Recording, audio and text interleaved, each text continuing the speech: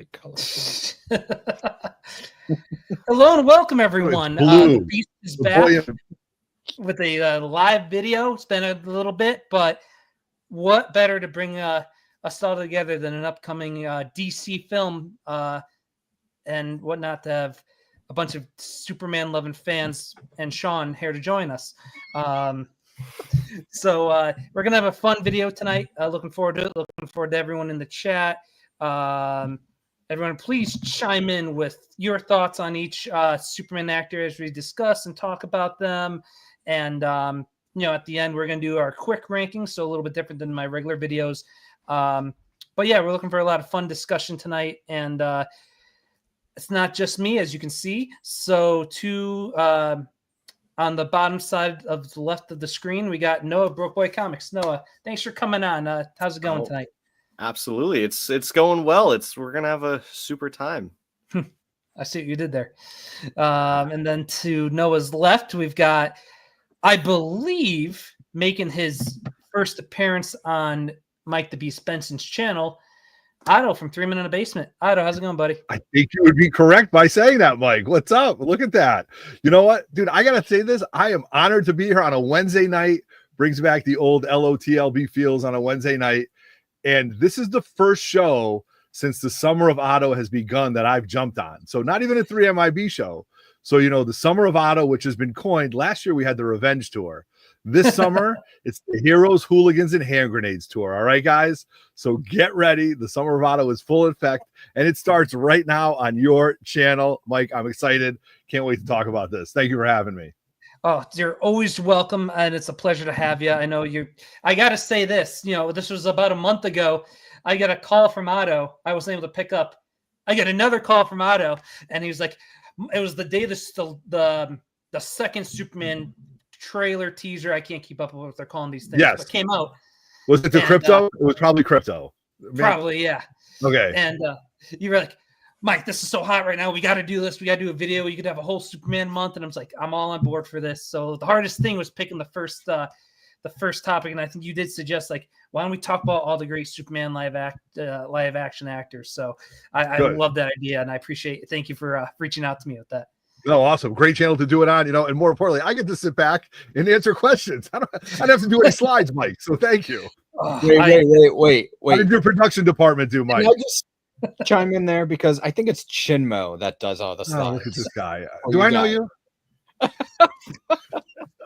So with that, that's a good segue to go. And so we have Sean filling in for Jesse tonight. Jesse is doing well. We're sending a lot of just good vibes and everything. You're the man, Jesse, and we're looking forward to having you on the next one. And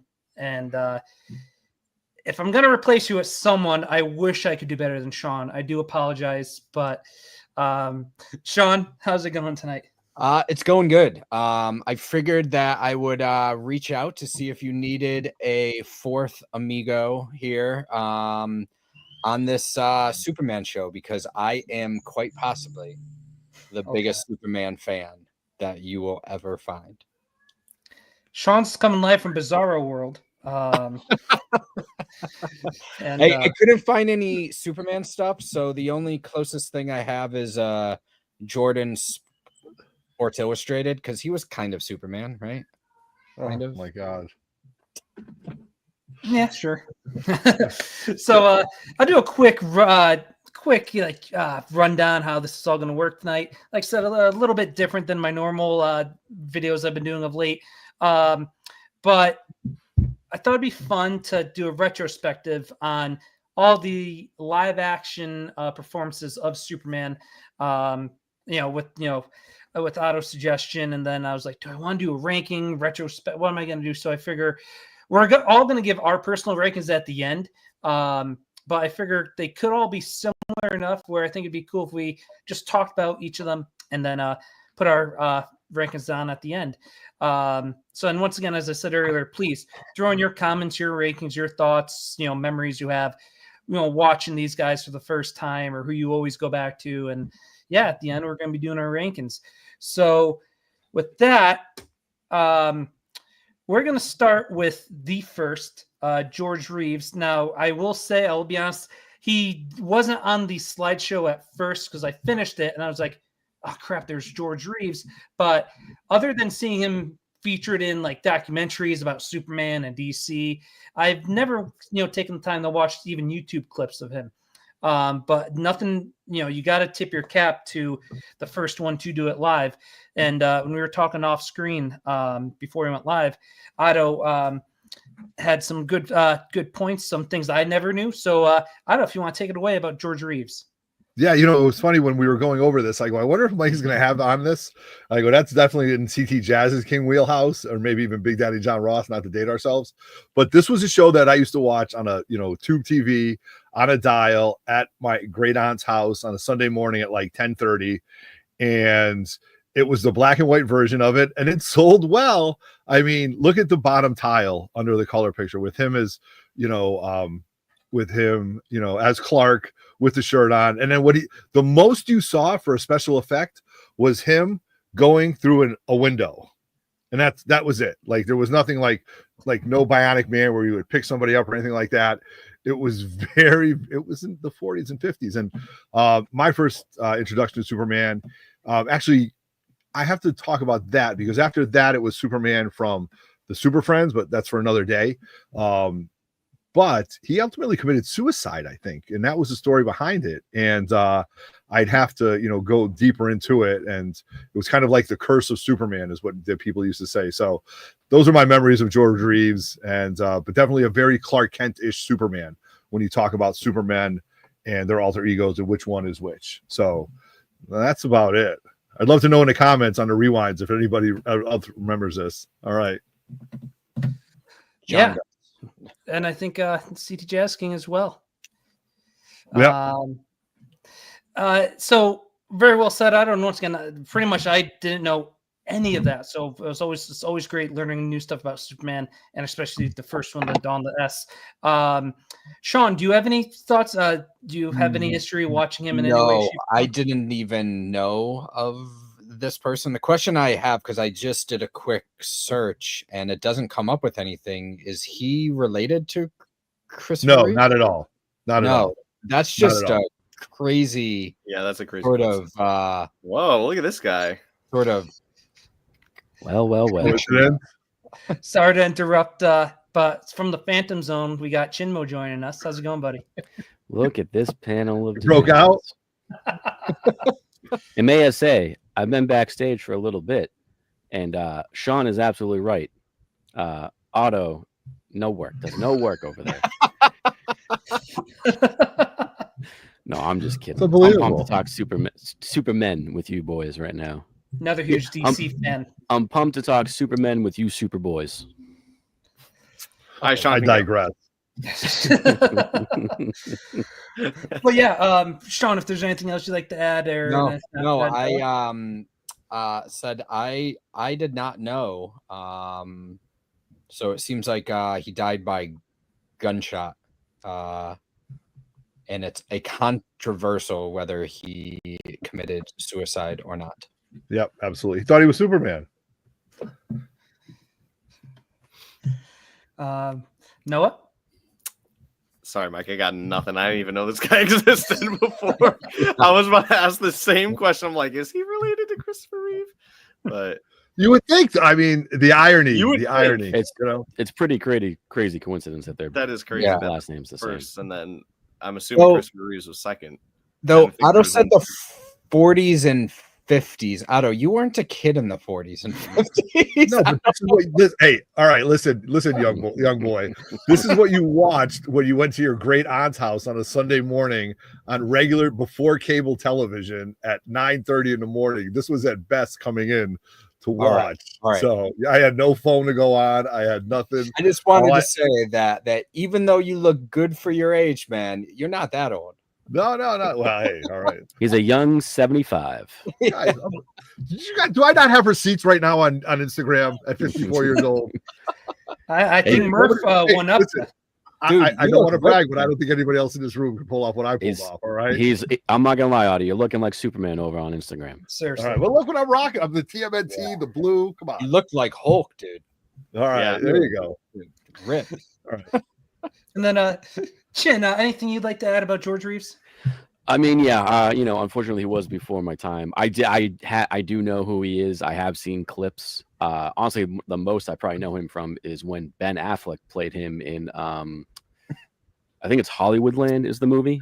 Yeah. Yes, good call, bro. Good And call. they got Ben Affleck in the suit and everything like that. And it is, how crazy it was what kids would come up with actual guns and stuff because they thought he was Superman, and it's crazy stuff. But the tiny little bit I have seen, I have enjoyed, but just I don't know well enough to be like the best or the worst. Yeah, or they did. to TC Jazz King's quote, they did have him flying, and he was nothing more sitting on a piece of wood, extended with a fan blowing and a background that blended into it. So, like I said, jumping out of the window, you also did see him flying. So, yeah, it's pretty sweet.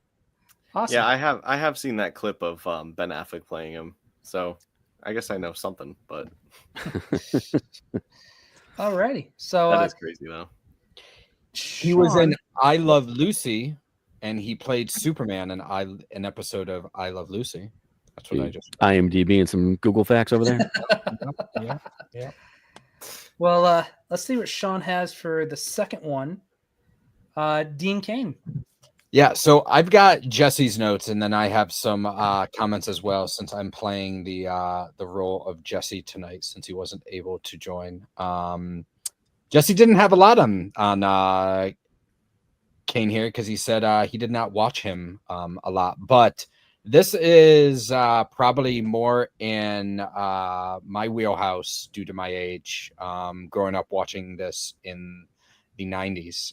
So Dean Cain was probably, it's probably going to sound sacrilege, but as you know, wasn't a huge Superman fan. So the Christopher Reeves movies were not in my wheelhouse growing up. So Dean Cain was really the first sort of Superman that I got exposed to. So we would sit down and watch the episodes as a family. So I do think he is probably like the snarkiest, and Tom Welling may have that as well, but like Cain has that like snarky.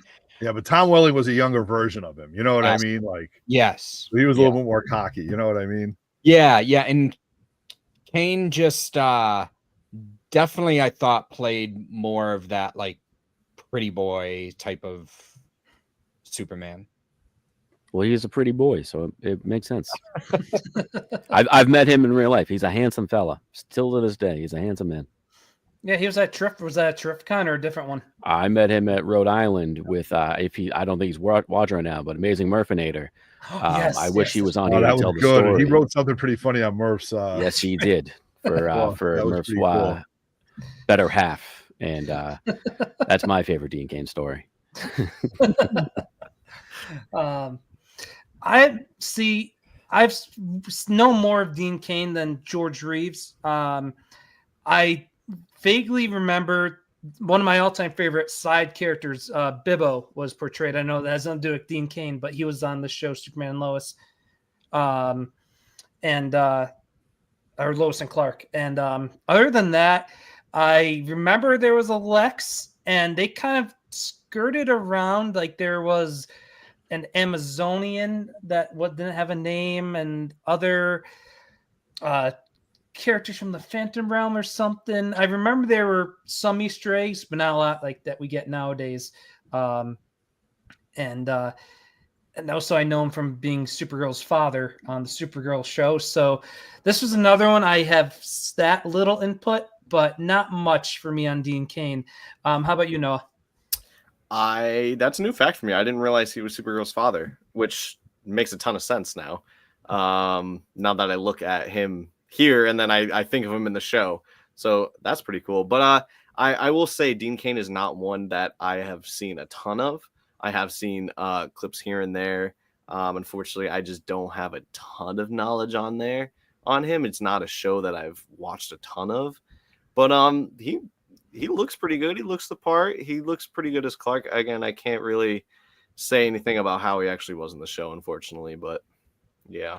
And this was much more of a sitcom than it was sort of like a like action series as well. So it definitely had that 90s sitcom type of feel to it, as so many sitcoms were out in that time. So but yeah, I just wanted to add that because a lot of the other ones are much more like action oriented, right? I have one more fun fact. They did the wedding episode, and because of that, it affected the comics in a big way. They were going to have them, Superman and Lois, get married in the comics at that time, but because of the show, they couldn't. So when they had the Superman Summit with the 4 Superman book writers and artists, they were like, what are we gonna do? That they can't get married in the comics. So my friend and yours, Jerry Ordway, shouted out something that he always shouted out at these meetings, and they're just like, Jerry being Jerry. He goes, why don't we kill him? So they were like, you know what? Let's do that. Okay, Jerry, you win. So because of this show, we got the iconic Death of Superman arc and everything that followed in the comics. So the more you know. That's awesome. Yeah, that's pretty cool. I don't know that. Chin? Well, I'm just I'm here to learn new facts, and I just learned one, so that was great. But no, Dean Cain was. I was familiar with the show. I was a little young to like watch it. I have seen episodes here and there. I'm more of I grew up more with the Welling, on TV. But I enjoy what I've seen. It is kind of like Sean said, it is very much a 90s sitcom of Superman and Lois and Clark, if you will. And it's fun. But again, just not like my go-to Superman. But I enjoy Dean Cain for what he did with the role. And then Otto? It's definitely rom-com. It almost, you know what I mean? It's definitely a sitcom. Definitely comes with it. But listen, you guys, he was more Clark in this than he was Superman. Yeah, you guys. I was which is what it's supposed to be. Yes, like, yes, but Superman was just this was more of him as the main character. Definitely less bumbling like a regular Clark. Confident in who he is. That's the kind of actor that he was, and I think that it was more. Terry Hatcher. Come on. I say John Big Daddy Ross's comment was perfect timing. Yeah, she's come on, exactly. Come on, John. See, we know this stuff. Come on. It's just he did a good job. He did a great job. Listen, as we talk about this, probably a subset of this is: was he a great Superman? Was he a great Clark? Which one was he better? Definitely a great Clark in this, but a different version of the Clark that we're used to. But for the show style, it was actually what you needed, and he fit the role. Costume looked great. It definitely relied more on, like I said, his real identity. And I thought that was fun. And, they're both grounded with each other.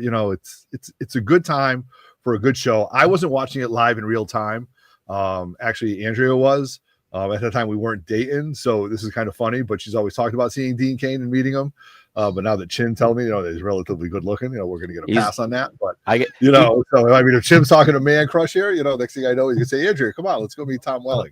I saw him years and years ago at a New York Comic-Con. He just happened to be walking by, and he's much, much taller than you think in person. And you kind of look at him like, that guy's on TV. I don't even know who. Like, you don't have to know who he is. You're like, that guy's in front of a camera. You can just kind of tell. Yeah. No, but I definitely think that he was more Clark than he was Superman in this. So yeah. And I want to add, and you guys check me on this. This was the first time that someone donned the cape after Christopher Reeves, right? Live action? It might have been, yeah. That would have to be. I mean, that's why we're talking. Unless Mike didn't do his homework. Yeah. I think I mean, come on. Well, I think that's a pretty big deal on its own, and I don't It is. remember the history if there was any controversy there and that sort of stuff. I don't know. I'm Reeves sure was there still had to be. alive when this was out. You know what I mean? Yeah. I just think maybe they just needed to reinvigorate Superman in a different way, and some writers said, "Hey, let's make it about Clark and Lois, and they have a relationship." And Superman, it's a story about the Hulk and Bruce Banner. Well, you could twist it that way. So good for the time. Good for the time. Well said. Mike is having an Yeah, he's getting attacked by A catastrophe. She's biting everything in sight other than the thousands of toys she has. Sounds like a cat. She took out one for the Joker statue. But yeah, thanks guys for filling in, some back slides that I learned a little bit more too. And yeah, that being said, I think let's move on to a couple of mentions of him last slide. Tom Welling and Chin, why don't you start us off? I love Smallville. I'll say it right there. I grew up with this show. Smallville. I would love that. I would absolutely love that nickname. I'm perfectly okay with that. This actually kind of got me into comics a little bit more when I was younger. If you watch a show, it when it first starts out, it is very much a CW. Let's get the lead actor with his shirt off. I mean, you can see it right there in the poster. Like that is it's a freak of the week kind of thing for a handful of seasons. And it's very much like, hey, this is a teenager. And I actually always remember a friend of my brother's when we were younger. She was like, "Oh, I love that show." I was like, "Oh yeah, they got I think it was like season 5." I'm like, "Oh, they have Aquaman coming on." She's like, "What, Aquaman?" I'm like, "Well, yeah, because Superman and DC." She's like, "Wait, what?" I was like, she's like, "I just thought it was about a kid with powers." I was like, "No, he's supposed to be like a young Superman." So like that, it very much you do get that feel for the first couple seasons. And he very much is. And I just want to interject, going along with what you said, they do a relatively interesting version of a Justice League. I just want to say that. Maybe we can they talk do. about that. The first 5 seasons of the show are very, very, very CW freak of the week, one overall story per season. And then as it gets later, like season 5, 6 through 10 is very much like, hey, let's dive into some comic book lore. We get the Justice, like their version of the Justice League. You get the JSA, you get Zatanna, you get all the Superman villains, Supergirl, Doomsday. You get a little bit of everything. It's super fun. Is it cheesy? Absolutely, but it's cheesy in the best possible way. As far as Welling as Clark, we never really see him as Superman till literally the last like 3 minutes of the show. He never wanted to, no tights, no flights kind of thing. But his Clark is very much kind of that, like, okay, like I get it. He's supposed to be picked on and a nerd, but that's a handsome looking jock looking nerd. But like, that's just kind of the CW. But he was very good, especially as it like goes on and they dive more into it and he starts exploring his heroic side. But it's super fun. They get into it. He does a great job throughout all 10 seasons. This show has I will say it right now. I know this is not ranking Superman villains, but it has the best version of Lex Luthor. Michael Rosenbaum's Lex Luthor is hands down the best version of Lex Luthor. Live action, yeah. Yeah. Oh yeah. Live action, yes. I agree. Absolutely incredible. But it's super fun. They get really into. I mean, they get Booster Gold live action. Yeah. Are you kidding me? Like, it's so good and it works so well with this show. I finally look. I even collect the cards. I finally got the 7 through 10 set. I'm so excited. Nice. I love this show to this day. Love it. But yeah, it's super fun. I mean, you get Erica Durance as a great Lois Lane. Lana, Kristen Kirk, fantastic. John Snyder is like the best version of Jonathan Kent ever. He's phenomenal. But yeah, I'll go on and on. But yeah, great show. He does a very fun, like it's very different. It's a very different version of Clark / Superman. But it works for what the show is, and it's great. And I'm going to stop talking now. Sean? I loved Smallville as well. Jesse's notes, since I'm reading off his loves Smallville, obsessed with that show. So I think the same as Chin as well. You guys are the largest Smallville Mm-hmm. fans that I know. Me and Jesse have gone. We've gone to conventions just to meet some of these guys. Me and Jesse have bonded many times over Smallville, and it's great. So I loved the show as well. I loved it being cheesy. I was probably right at towards the tail end of that age, watching a whole bunch of those CW shows. As you said, yeah, it was very CW, and then they got into it with the overarching storylines after a while. As you said, when I think of Lex Luthor in my mind, I think of this Lex. When I think of Jonathan Kent, I think of this Jonathan Kent. So when I picture those two in my head, that's who I picture. That they were just so perfect.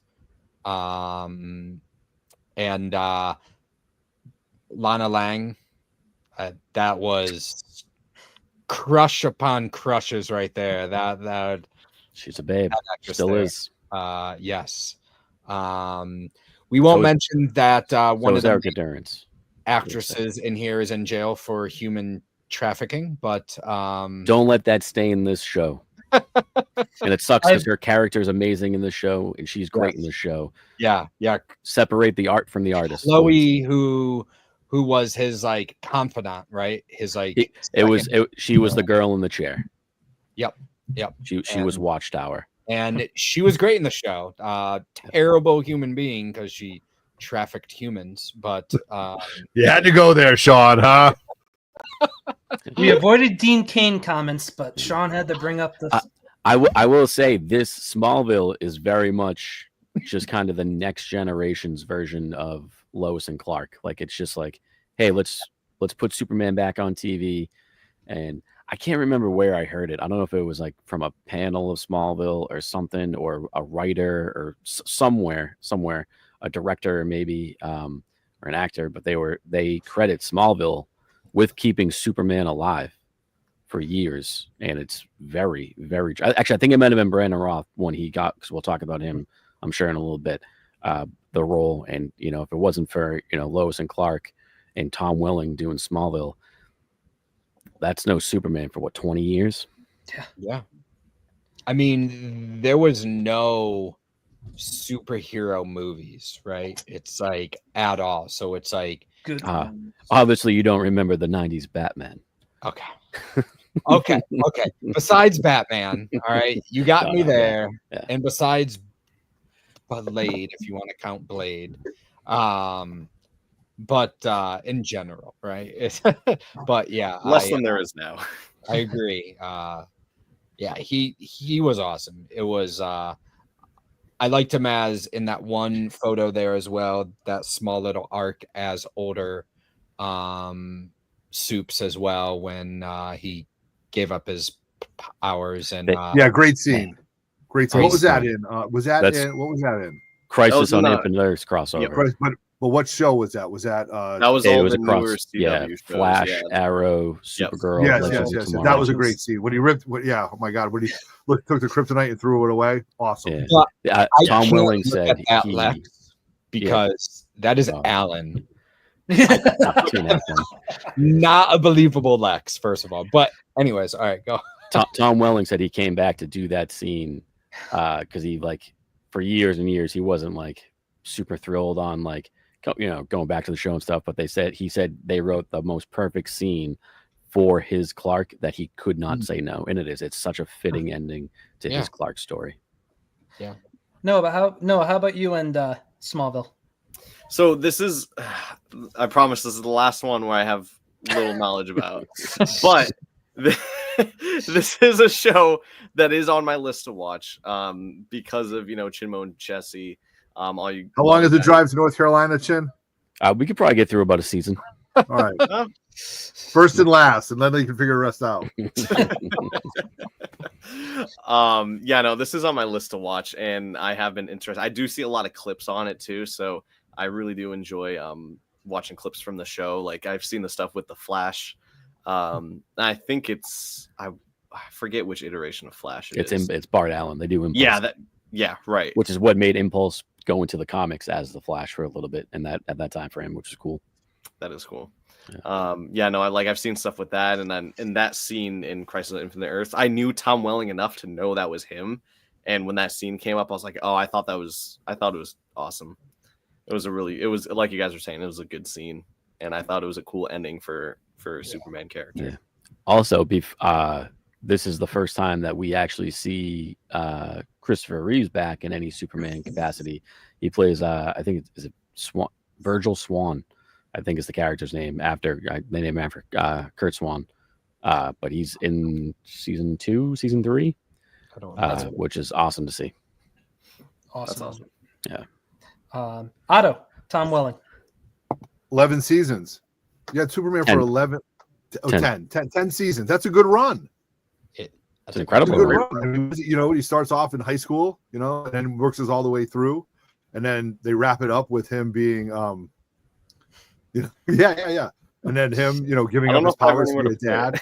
Like that's something that I really respect. The fact that they brought the parent aspect into it, that he gave up his powers, and then this was a show that I watched on and off that like it was interesting, but I don't know, couldn't be consistent with it.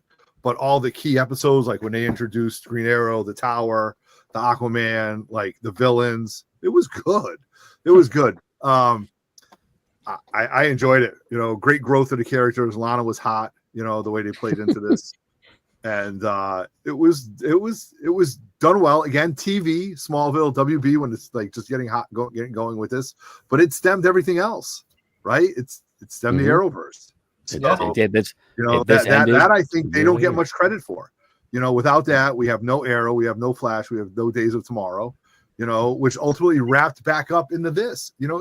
Ultimately, you got not Days of Future Past, but Crisis on Infinite Earth, because they did this. Oh, yeah, and they wrote it for years. So the 10 years plus the other years and the references. Kudos. I regret not meeting him at Terrificon. Me too. The videos of him talking, he seemed like a dude that you could talk to for 5 or 10 minutes and just, whatever he's autographing, you get a nice conversation out of the guy, and it's heartfelt. So one of those things I regret. Maybe Mitch will get him back. Who knows? We're still waiting. He's announcing superhero characters. So we'll see how this plays out. But, great job. No complaints. I will say this show also has, I think, in my opinion, the best Clark and Lois dynamic out of any of them. Interesting. Live It's action. a young version of them. It's it a cat is. and mouse, young version, adolescent. You know what I mean? They're they're teenagers. They're not in Metropolis like, as Erica Durance as Lois Lane is phenomenal. Beautiful, she's phenomenal. And the way that they play, like they start them out as very much like annoyed brother sister kind of thing. Like Clark just gets super annoyed by her, and it turns into this. It's done very well. Yeah. No, doesn't get the credit it deserves, I think. I completely agree. And I think this has if I'm not mistaken, it's this one, because I don't think it's Lois and Clark. This has a funny house shaking scene, right? Yes, it does. It does not shy away from Superman doing the fun horizontal dance. They tackle all of those. Imagine, they really kind of hit on Superman going through puberty, like how his heat vision comes about and what he thinks about to get it going. It's fun stuff.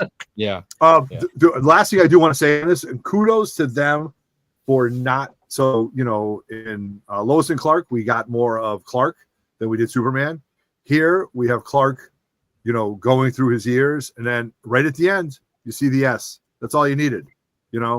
I think that was very, very, very well played and very not true to form with most typical storylines. You know what I mean? Like, we all know how Batman became Batman. We all know how eventually he's going to become Superman, but they dragged it on and it didn't become, this sucks because we don't see an S yet. It played well, We got that dope ass red leather jacket.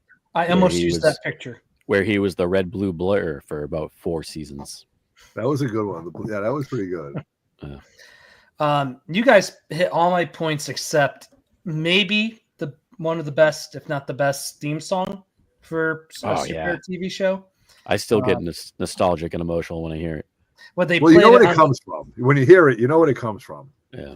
they played it on the Crisis crossover, so that was an awesome callback Yeah. too. No, so. they played it on the crossover before that, where they go back to just the farm and you just hear that song and you're like, You're oh my right. God, are we getting You're this? And then You're right. full blast into it after. What Elseworlds? They did an Yes. Elseworlds. Yeah. Yes. So that was great. So yeah, I agree with everything you said. Tom Welling, even from the point I regret not meeting him at Terrificon, but it's such a huge piece for. Did you meet him like at Terrificon? I didn't. Did anybody meet him at Terrificon? I've met him. Here? I've met him a couple times, just not right. at Terrificon. Okay, I didn't meet him at Terrificon because I've met him. Did not meet him at many Terrificon. times. So this panel's over. Sorry, Mitch, if you're watching. But yeah, like I love the point that he was Superman for the generation, for the decade or so. A true generation. 10 Yeah. years. Like This that's was- what you had. If you wanted to watch Superman, this is what you got. This show was the end of the This and Supernatural was the end of the WB. Into the That's right. Going CW. into the CW. Yep. Good Good point. point. So The frog. The frog with the top hat. Michigan J Frog, R.I.P. so Actually, he's still alive. Sorry. So from that we go into I kind of switched around the order a little bit for funsies. So Tyler Hoechlin, who will be at Terrificon, introduced to him. We just saw his like boot and then his cape in Supergirl. And when we finally got when he first shows up, so for me, this was awesome because we'll get into Man of Steel and that actor later, but to see Superman on TV again, and he just brought such a charm to the character. And I gotta, they did the kudos, they flipped it, but in that episode of Supergirl, Supergirl recreates the Crisis cover where she's holding him in the La Piedra pose, and so that was I love that. I'm like, they're gonna nail Superman. It's funny that the CW is gonna again in a way crush the Superman character, And good for them for keeping him. Yes, like not changing actors. yeah, because they had opportunities to, because it was a while before we saw him since the Supergirl appearances, and then to bring him back to his own show. And I really love his Clark Kent. We got a lot of time with him as Clark, where we didn't get a lot with a lot of the post Smallville Superman Clark. And I thought his interactions with Lois are great. I love the chemistry the two of them have. And we got to see him as a father a lot in this show too. And I thought I'm traditional. I like Superman and Lois. I don't care about the kids that much. But I thought for a CW show, and they do have classic, high school shenanigans or kids, but his relationship and the chemistry with the kid actors are great. I'm happy that they got a proper send off too, because there's shows in the past that never got like a true finale, so that they were able to get a finale, I believe, with like low budgets too for their last season. And I thought the effects always looked great. And for that, yeah, Tyler Hoechlin. Hopefully, he moves on to some great things after for acting wise, because I think he's a very talented actor and very underrated actor in general. Agreed.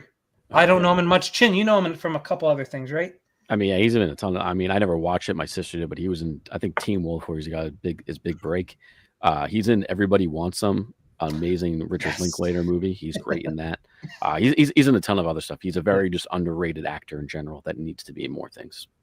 Agreed. Anything else going to you, Chin? You'd like to say about Hoechlin? I think he's great. It's super fun. I do like how they can this is the Arrowverse Superman, as much as the Arrowverse played around with continuity and timelines and everything like that. I recently saw a thing, Michael Rosenbaum's podcast Inside of You. He had him on there, and he talks about how much he loved playing the character and how thankful he was, because originally it was supposed to be just 2 episodes. That's all he was supposed to play Superman for, was just 2 episodes, and that was it. And not only did he do 2 episodes, but then he came back in more episodes. Then he did the crossovers, and then he got 4 seasons of his own show. Did they say why they wanted? Was it he just hit a home run with the crowd, or did any reason why? It was one of those things. He came in for Supergirl, did the 2 episodes that he was going to do for Supergirl. The producers were probably like, "Oh, this is great." And then they were just getting ready to do that year's crossover, and they called him like, "Hey, would you be up to doing a part in the crossover for an episode or 2, part of it?" And he was like, "Yeah, absolutely." And then it just kind of snowballed, and obviously fans enjoy him as they should because he's fantastic. Along with, is it Elizabeth? Is it Tulloch? Is that how you say her name? Tulloch? I think. But she's amazing as Lois Lane as well. And it just kind of all rolled into one. And I love when they introduce him to Flash and Green Arrow in that universe because it's great. And Arrow, Stephen Amell puffing out his chest and stuff. It's perfect. It's how they would react to an actual fanboy.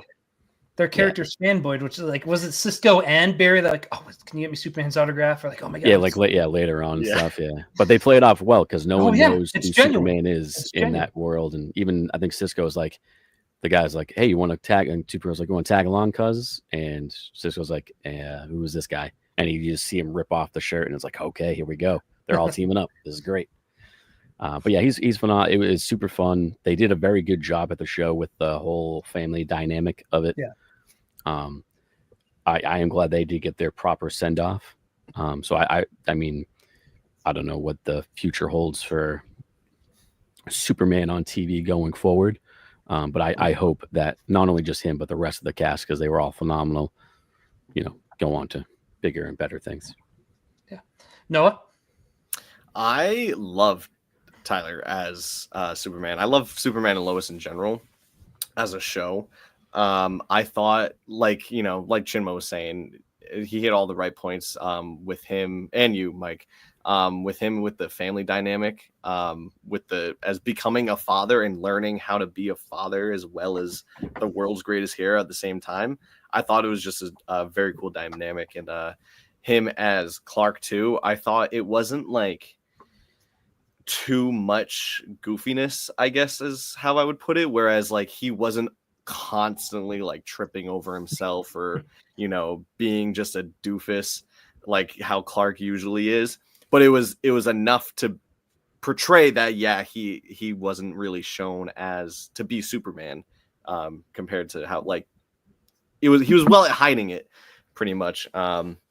And I want to say one of my favorite scenes from this show is when one of his sons I think his truck got stolen, and I think the guy who stole it threatened Lois and the son, and he learned about it, and he went to go down to the diner, and Lois said something along the lines of, this isn't a job for Superman, and he goes, he isn't going, and he goes to the diner, and he tells him I love that scene. I think it's one of the greatest scenes of that show. When they don't like shy away from the fact in any version, when he's Clark, when they don't shy away from his powers, like when that guy pushes him and he doesn't budge and the guy goes backwards and it's just Clark standing there, and I'm like, oh yeah, now we're talking. Yeah. I remember the other I'm forgetting the character's name, but Lana's husband at the time, he was like, damn, Clark, like he's like, oh, what's up? He was like, hold on. Working out like Otto in the gym over there. Exactly. Yeah, no, I absolutely love this show, and I thought all of the villains were really cool. Doomsday, I thought, was portrayed very well. I was a little iffy on him when he first appeared at the end of season 3, but as soon as season 4 came around, I thought it was fantastic. Bizarro, fun version of Bizarro. Yeah, cool version of Bizarro. And what was the other thing I was gonna say? Shoot, Cutlets. Oh, thank you. That actually was it. Cutlets as Lex Luthor, I thought was crazy. I didn't know that he was going to be Lex Luthor until I watched it. I was like, oh my God, that's Abraham from The Walking Dead. That's where I originally know him from. And I love him in that show. And when he came in as Lex Luthor, I thought he was badass, honestly. I thought he was super threatening. And then when he was fully shaved, I thought that was really weird because I've only ever seen that actor with hair. But no, I thought he killed it. I thought all the actors were really well portrayed. Of course, having the son get recast in the middle of the show, that always puts it a weird stopping things, but again, that both of the actors I thought killed it as one of the sons, and yeah, overall I love this show.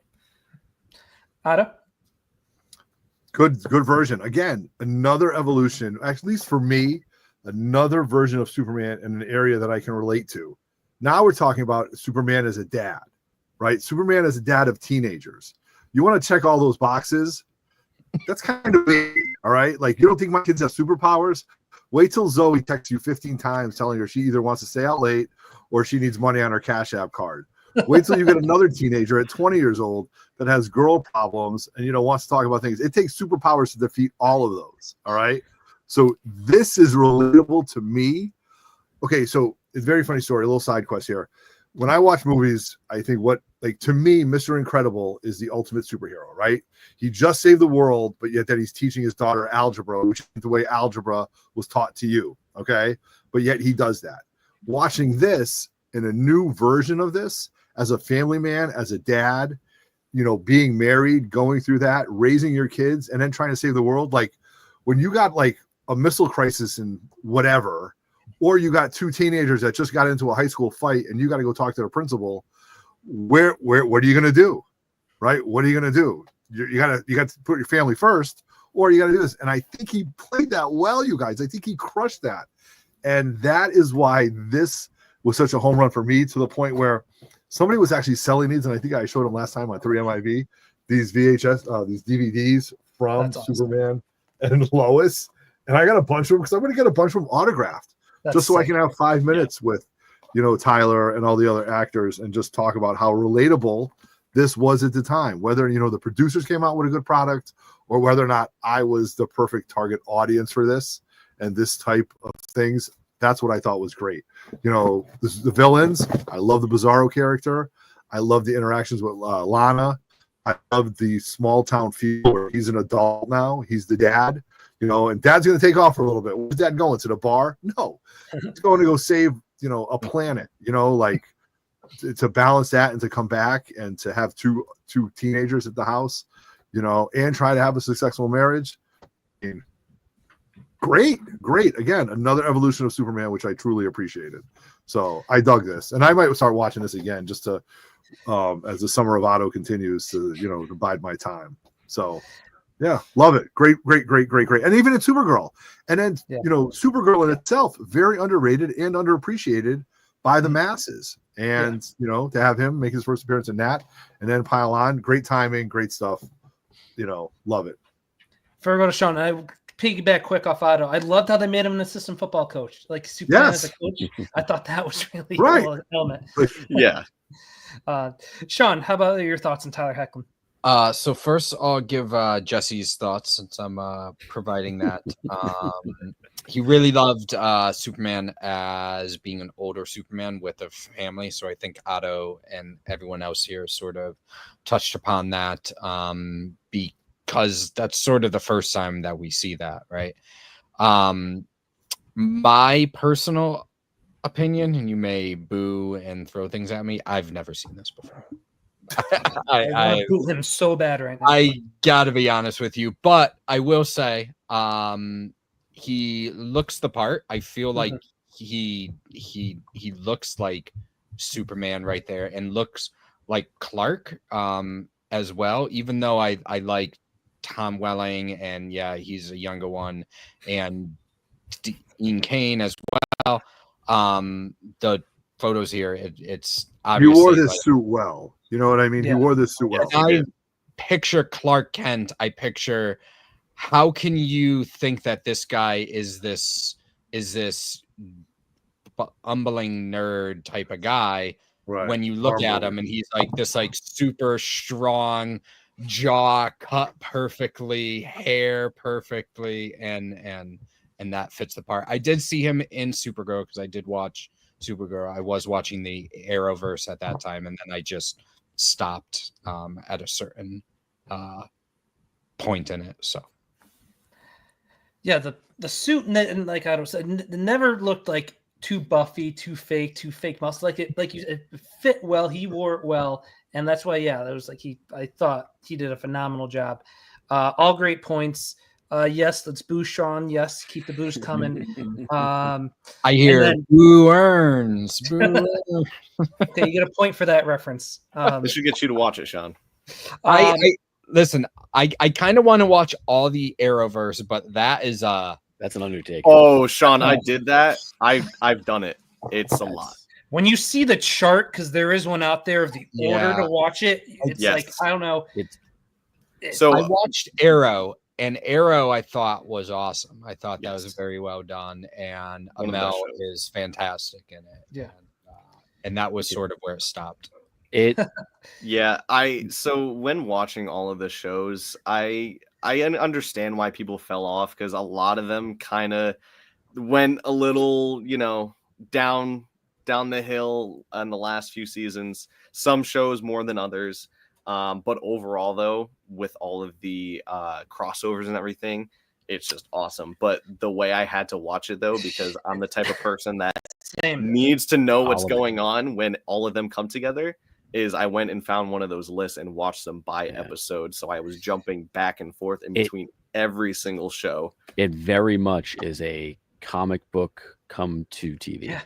Yes, it is. So it very much is. You're all of a sudden you get in a crossover event. You're like, wait a minute, I don't know this character. Where's this character from? Like, oh, go back, see issue 2 of this, and it's like, oh, Essentially, fuck. yeah. You need it in like those lists, and then you had Black Lightning and Legends of Tomorrow. They did it well though. I'll yeah, say they right did. now they They did did will do it. give them Overall, credit they did it because well.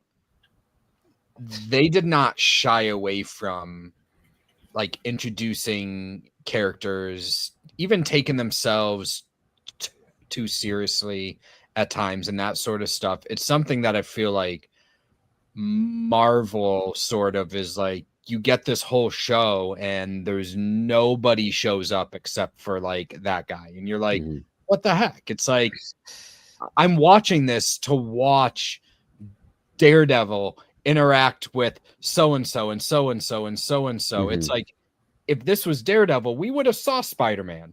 We I would will- have saw all those. I will things. say this. I mean, so not so much the Superman and Lois, but Yeah, at the Arrowverse. start of the Arrowverse when they were kind of going, TV is no longer like that. We no longer get 22 episodes a season. Yes. Yeah. Yeah. And it's very much because I get it. You want to make a show, you want to make it about the character it's supposed to be about. I absolutely get that, but you want to throw in those fun, like they have the small crossovers, or like there's offhanded, like, oh yeah, Barry over in Central City, or the Legends through time and First stuff step, like yeah. that.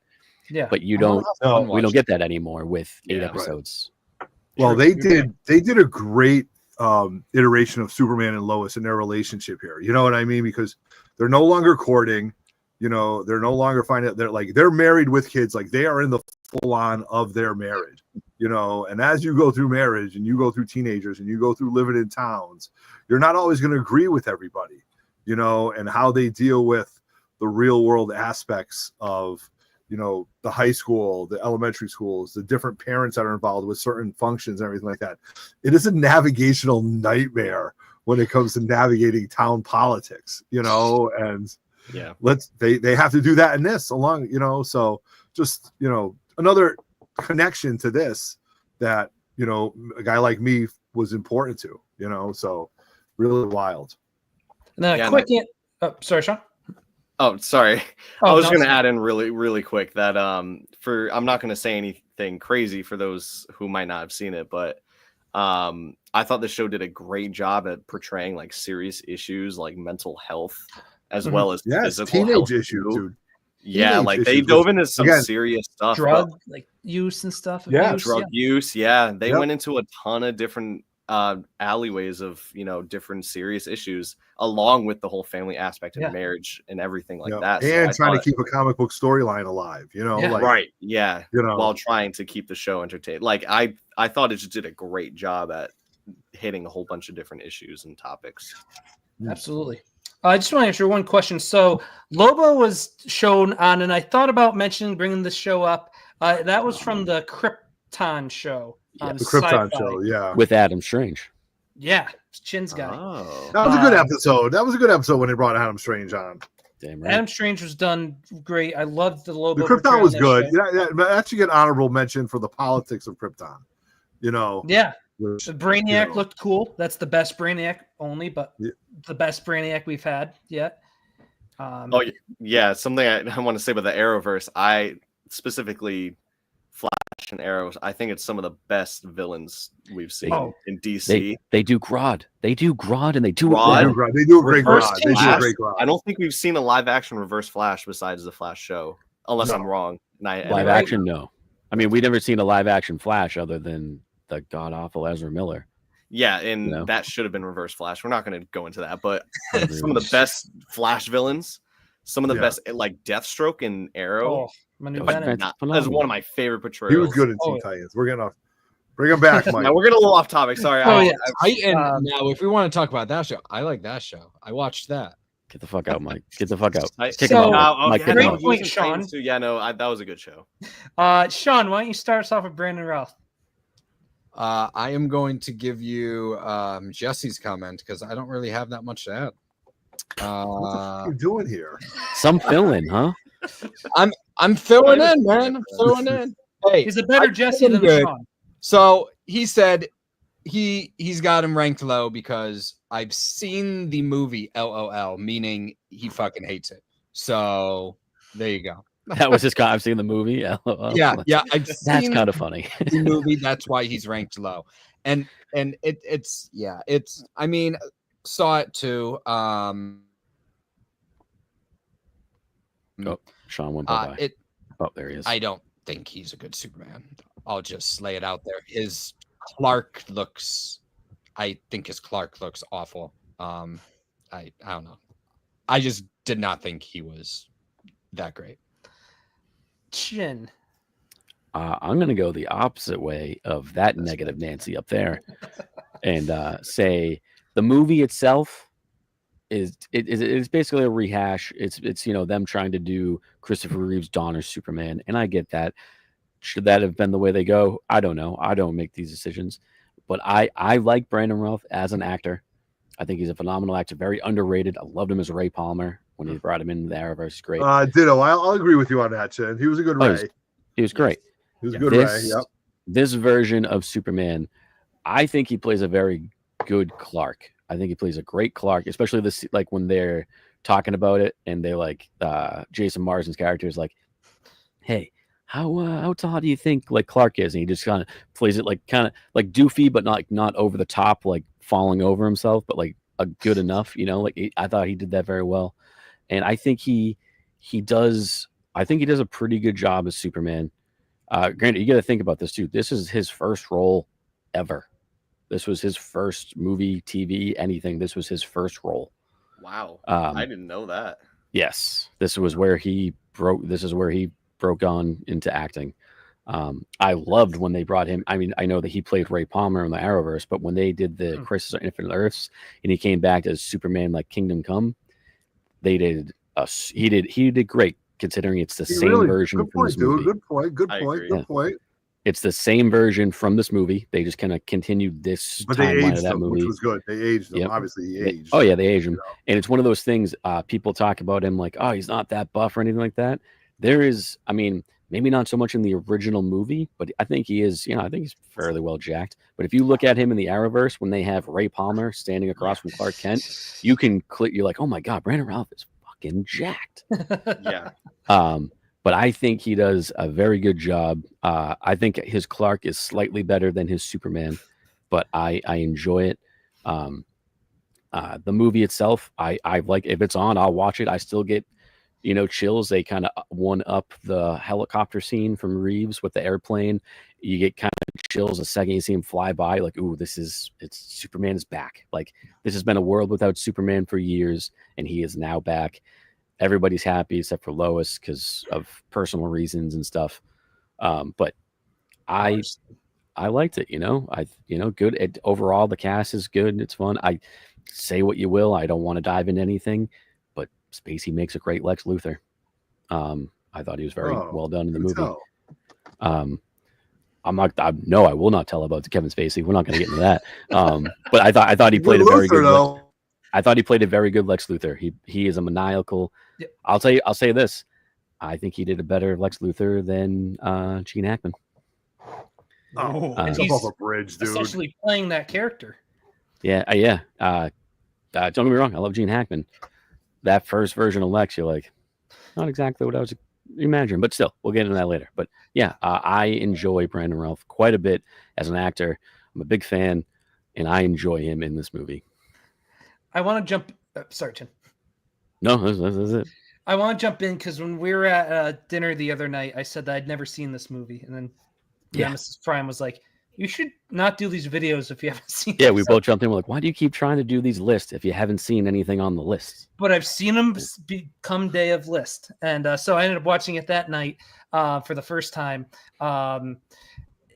It makes sense. I didn't know that was his first ever role, and that's why he does a very good job being essentially Christopher Reeves in the same universe, because he's got a good Christopher Reeves in him. He's not Christopher Reeves by any means, but he tries to do, you could tell he's trying to do a lot of the little ticks he does, the mannerisms, tone of voice. So I give him credit for that. You're put into that position, and I thought he did a pretty good job. It's great calling the plane into the baseball field. There's now, and I want to ask this, and this will make my last point. Is there a reason why he doesn't throw a punch in this movie? Or is it just how they... I think it's just how they were. And also, I think like him being Christopher Reeves isn't so much more him as it is like the director in the studio being like, hey, this is what we want. This is what we need. You're not in it unless you can give it to us. And he does a good job of it. Sure. Otto. You got a bad rap, dude. You did. You got a bad rap. You got a bad sales pitch, bad timing, bad time to show the movie. Great as a Kingdom Come version, came back, but he got a bad rap. One of the best scenes is when he's just levitating over Earth, just looking down. The visuals are astounding. Agreed. They didn't know what to do with this Superman, and he look at that picture right there next to the H. That's very Christopher Reeves. It was unwanted at the time. I think there were other things going on. So he got a bad rap. Say what you want. Kevin Spacey was a good Lex. You brought the kid involved. You know what I mean? You got James Marsden. So I don't know. Seen it a few times. Not going to see it again. Just feel that, he got a bad rap. He got to don the cape. He got to be Superman. He justified himself a little bit when he came back, and he did, as the Kingdom Come. So, yeah. But yeah, just bad timing, bad planning, not good execution. Can't hate on him. No. So if I'm not mistaken, this was the first iteration of Superman in a movie since Christopher Reeve, correct? Yes. So the fact that this was his first movie ever, first, big actor job, and he had to fill in the shoes of Christopher Reeve as Superman, a huge character. I think that's quite a feat. Yeah, so bad marketing. I understand why fault. you would, Yeah, I understand why you would get a bad rap, because I'm sure a ton of people were just like not into the idea of it. But I may be aging myself when I say this. I actually grew up with this iteration of Superman in a movie, because it came out around the time I was born, and yeah, this is the earliest memory I have of watching Superman is Brandon Routh. So, and it's not that it's a bad version. He, like you said, he does a very good job for what they were going for. Yeah. And I agree. The visuals too, I thought were really good.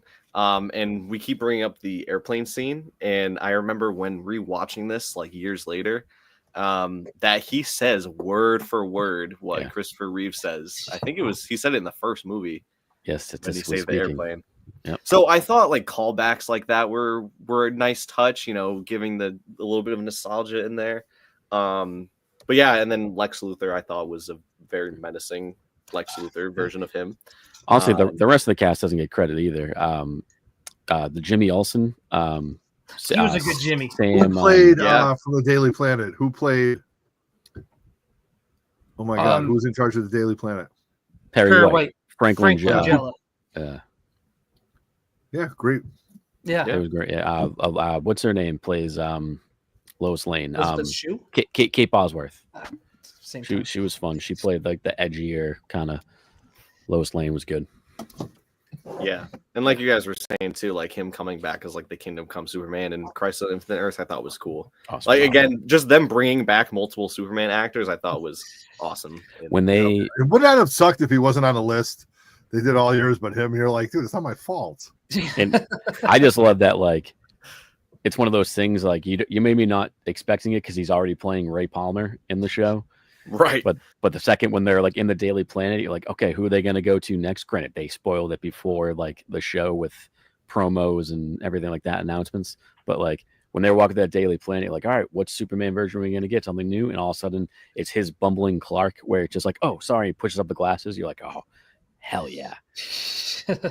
I agree. I actually didn't know that he was going to come up in nice. that in Crisis on Infinite. So it was a cool surprise. Same with That's Tom awesome. Welling. Both of them were great surprises when I first watched it. Man. Cool. So going ahead, we've got, if my clicker will click. I'm gonna let Otto take this one. I know this Otto's got a great connection with this one. So Otto, That's it. Otto's never seen this movie. I can't tell you. Like, it goes the birth of probably my wedding, the birth of my kids, and Star Wars. If you were Star Wars and then Superman, like there's a 1 and 1A here, you guys. Like this was prime me, like needing superheroes in my life, man. It was like, this is what I needed to see. I had the 66 Batman when I was a kid growing up, and now you're going to put Superman on the big screen. And I have gone down this rabbit hole of this man who truly was super in every aspect of what he is.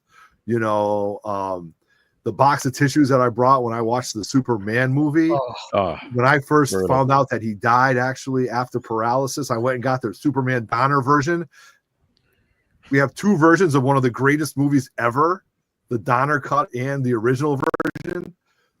Him being such like a thespian and student of the game. Do you know he lifted weights with David Prowse played Darth Vader, correct? Am I saying that right? That yes. was great. He was the body. He was the guy in the suit. Yeah. Yes, exactly. He was, and there was not a lot of padding in that suit, dude. And this was, before we were all everybody was on gear. This was him working out hard to play this role. He wanted to play Superman, Shame on Marlon Brando, who just wanted a pay cut, Krypton. or just not a pay cut, just a paycheck, and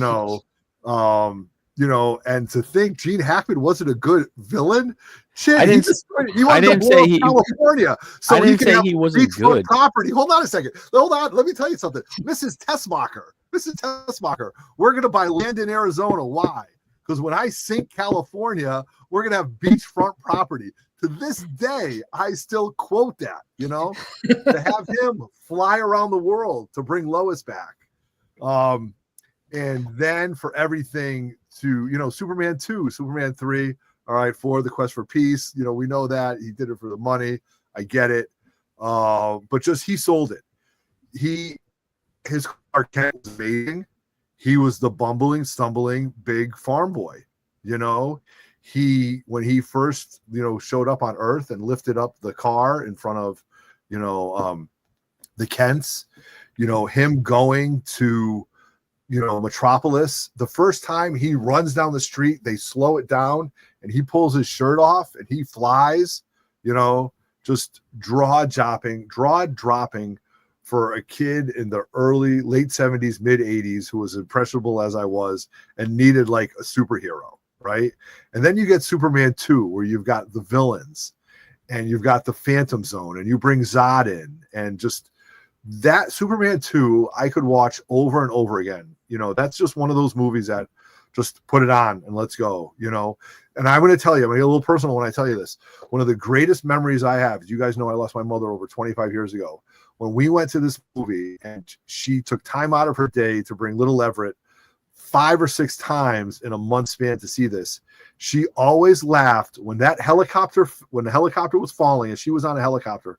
We all know that. And she drops and he flies up and he catches her and he says, "Don't worry, I've got you." And she goes, "You've got me. Who's got you?" And that is, Superman right there. And the Niagara Falls scene where he has to save the kid, and then he comes back and Lois is like a bloodhound. This was a great version of Lois, in the Donner version, when she goes to the top of the Eiffel Tower and he's got to go save he's got to go defeat the terrorists.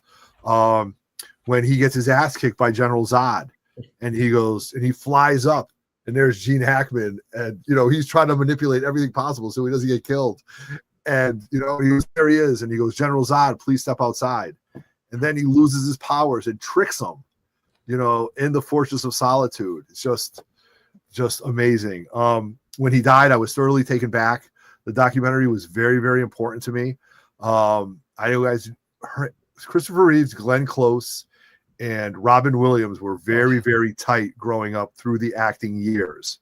And when Christopher Reeves was in his wheelchair, when he showed up at the Oscars, they didn't announce that because they didn't know if he could fly cross country, all right, in a wheelchair. Robin Williams at that time paid millions of dollars for this airplane to be equipped and to fly him across the country so he could show up there and do that monologue, which if you've never seen that, stop what you're doing after this video and watch the Christopher Reeve monologue at the Oscar. It was just amazing. Then after he passed, Robin Williams was so taken back, according to Glenn Close, that she said that his humor died when Christopher Reeves died. And she actually believes if Chris would have lived longer, Robin Williams might not have had the outcome that he did. So this is one of my heroes. Is Adam. If my mother, my father, Adam West, and Christopher Reeves, and one or two of my teachers are my heroes, this is my Mount Rushmore of heroes. So, that's it. That's all I have to say about that. I'm not going to talk anymore for the rest of the show. I don't think anybody should really talk after that. Yeah.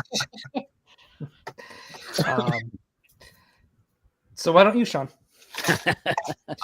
So Sean, don't tell me you've never seen this. No.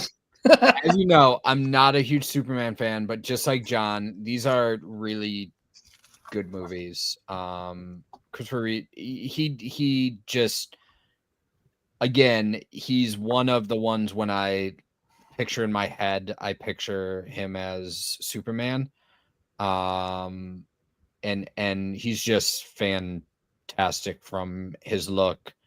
From the movies themselves are just good movies. You don't have to say that they're good superhero movies. They're just good movies.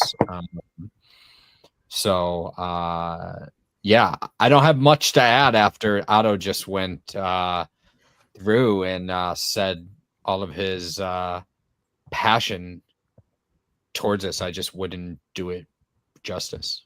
So very, very well followed there. Noah. Sorry, my sister came down. Tell her you have more important things to going on. Get out. What does she think about Christopher Reeves? Yeah. She's never seen him. Tell her to get out. Yeah, tell her to get out. Yeah, she's out. Anyways, Christopher Reeves. So I will be honest in saying I didn't fully watch Christopher Reeves, I think, until last year is when I watched them all of them all the way through. And then I watched Superman Returns. I watched all the Superman movies. So it was either last year or the year before is when I actually did it. And I missed a little bit of what you guys said, but sorry. But Christopher Reeves is definitely one of the best Superman portrayals, just because it's just a classic portrayal. Him as Superman, fighting for truth, justice in the American way. Him as Clark, being that bumbling, goof. He did a really good job at that. And I know, talking about Gene Hackman as Lex Luthor, I think I know what Shinmo was saying, where he was a good, he had good plans and he was really good. But I think what you were saying was he wasn't like menacing, right? Yeah, Is that where you're... I'm by no means am I saying Gene Hackman was bad as Lex Luthor. He was great as Lex Luthor. He was great, but overall the portrayal of the character is much more, I don't want to say slapsticky because that feels like the wrong word, but much more lighthearted. I'll give you that. joking. I'll give you that. Lighthearted, with Otis and everything. I'll give you Yes. that. It was definitely Yes. slapstick. With Otis too. Yeah, Yes, still Yeah, great yeah. villain, great plan, 100%. but yeah, I just heard Chinmo say that Gene Hackman is an awful movie. That's what I heard out of this. Yeah. Too so- soon, This Chin. kid's gaslighting. My oh God. god, you Trying guys. to I know figure out Mike that doesn't like swearing, but fuck you guys. I've kept my streak, so as long as I'm not the one swearing, that's okay. But yeah, no, his portrayal of Superman is down in history. You know, one of the best portrayals, I think, and one of the most well known too. The Quest for Peace was an interesting movie. Damn right it is. I forget what the third one. Who was the villain in the third movie? Himself. Yeah, it's Superman. Kinda. Superman. It's kind of their Bizarro. Yeah, because didn't he? That's when he was acting bad because he was Yeah. he was exposed to like the different kryptonite, right? Yep. Yep. Mhm. Yeah. Okay. That was good. I think Quest for Peace was definitely the weirdest one out of all of them. But That's fair. yeah. But no, the first two, I think it was a while ago where I just threw on the first Superman movie just as a background. And I was like, oh, this is so good. Like They re-released it years ago, and I drove all the way to like Mike's side of the state and brought the kids, and it definitely stood the test of time. You know? So definitely. Yeah, it's just it's Christopher Reeve Superman. I mean, there's only so much you can say about it, but yeah. Yeah, he's and Chin's got to go after me, so I know what he's gonna have left to say. But I got plenty to say. I'll give him credit for Superman 3 acting with himself, trying to word that the best way, and he does a good job and a believable job, especially at that time. If you watch movies, you know, at that time, the 80s, stuff like that could come off as cheesy, and it does, but to keep it in a serious tone, I thought I got to give him credit. And in that documentary from last year, the people saying those last two movies like kind of did a number on him. He wasn't just feeling it. Some of it just he was tired of like where the character was going. But to still give it an effort, though, you got to tip your cap to that. I love the scene after the iconic him and Lois. They go out on their first date, and then comes back and Clark's at the door and does the whole tonal change. And he's the I don't know how George Reeves, sorry if you said it earlier, how if he differentiated with like his voice. it was very monochromatic, you know what I mean? Just because of the black and white and just because of the sound at the time, I don't remember it being as relevant as Christopher Reeves or what we've seen this past couple weeks. Gotcha. So I thought that was he creating the separation of the two. He's the first to do it, and he set the bar high in that regard. I'm just seeing him fly. I'm a sucker for like Superman's first flight, especially in this movie. You pair it with John Williams' score. It's classics. My favorite John Williams score. Movie, yeah. And just it's a phenomenal GOAT. Chin. I've been muted. I've been talking for like 5 minutes about music. Oh, no, but hold on. Everybody pause. If Somebody Save Me is one of the most iconic superhero TV shows, then you have, this Star Wars Raiders of the Lost Ark as some of the greatest. John ever, Williams. Jurassic Park. Jurassic Park is the most underrated. Absolutely. It doesn't get enough. There's an awesome documentary on him, and it goes through his music. And it's done by Steven Spielberg, is one of the main people in it, and he talks about their like relationship and how he came to him and he was like a nobody sort of, and he's like, yeah, let's do it, and then there's another one that is just John Williams live from Tokyo. I think it's Tokyo. But anyways, as an aside, not Superman, but those are awesome if you're looking for that type of thing. Yeah, I don't watch documentaries, but I'd watch that one. I love his music.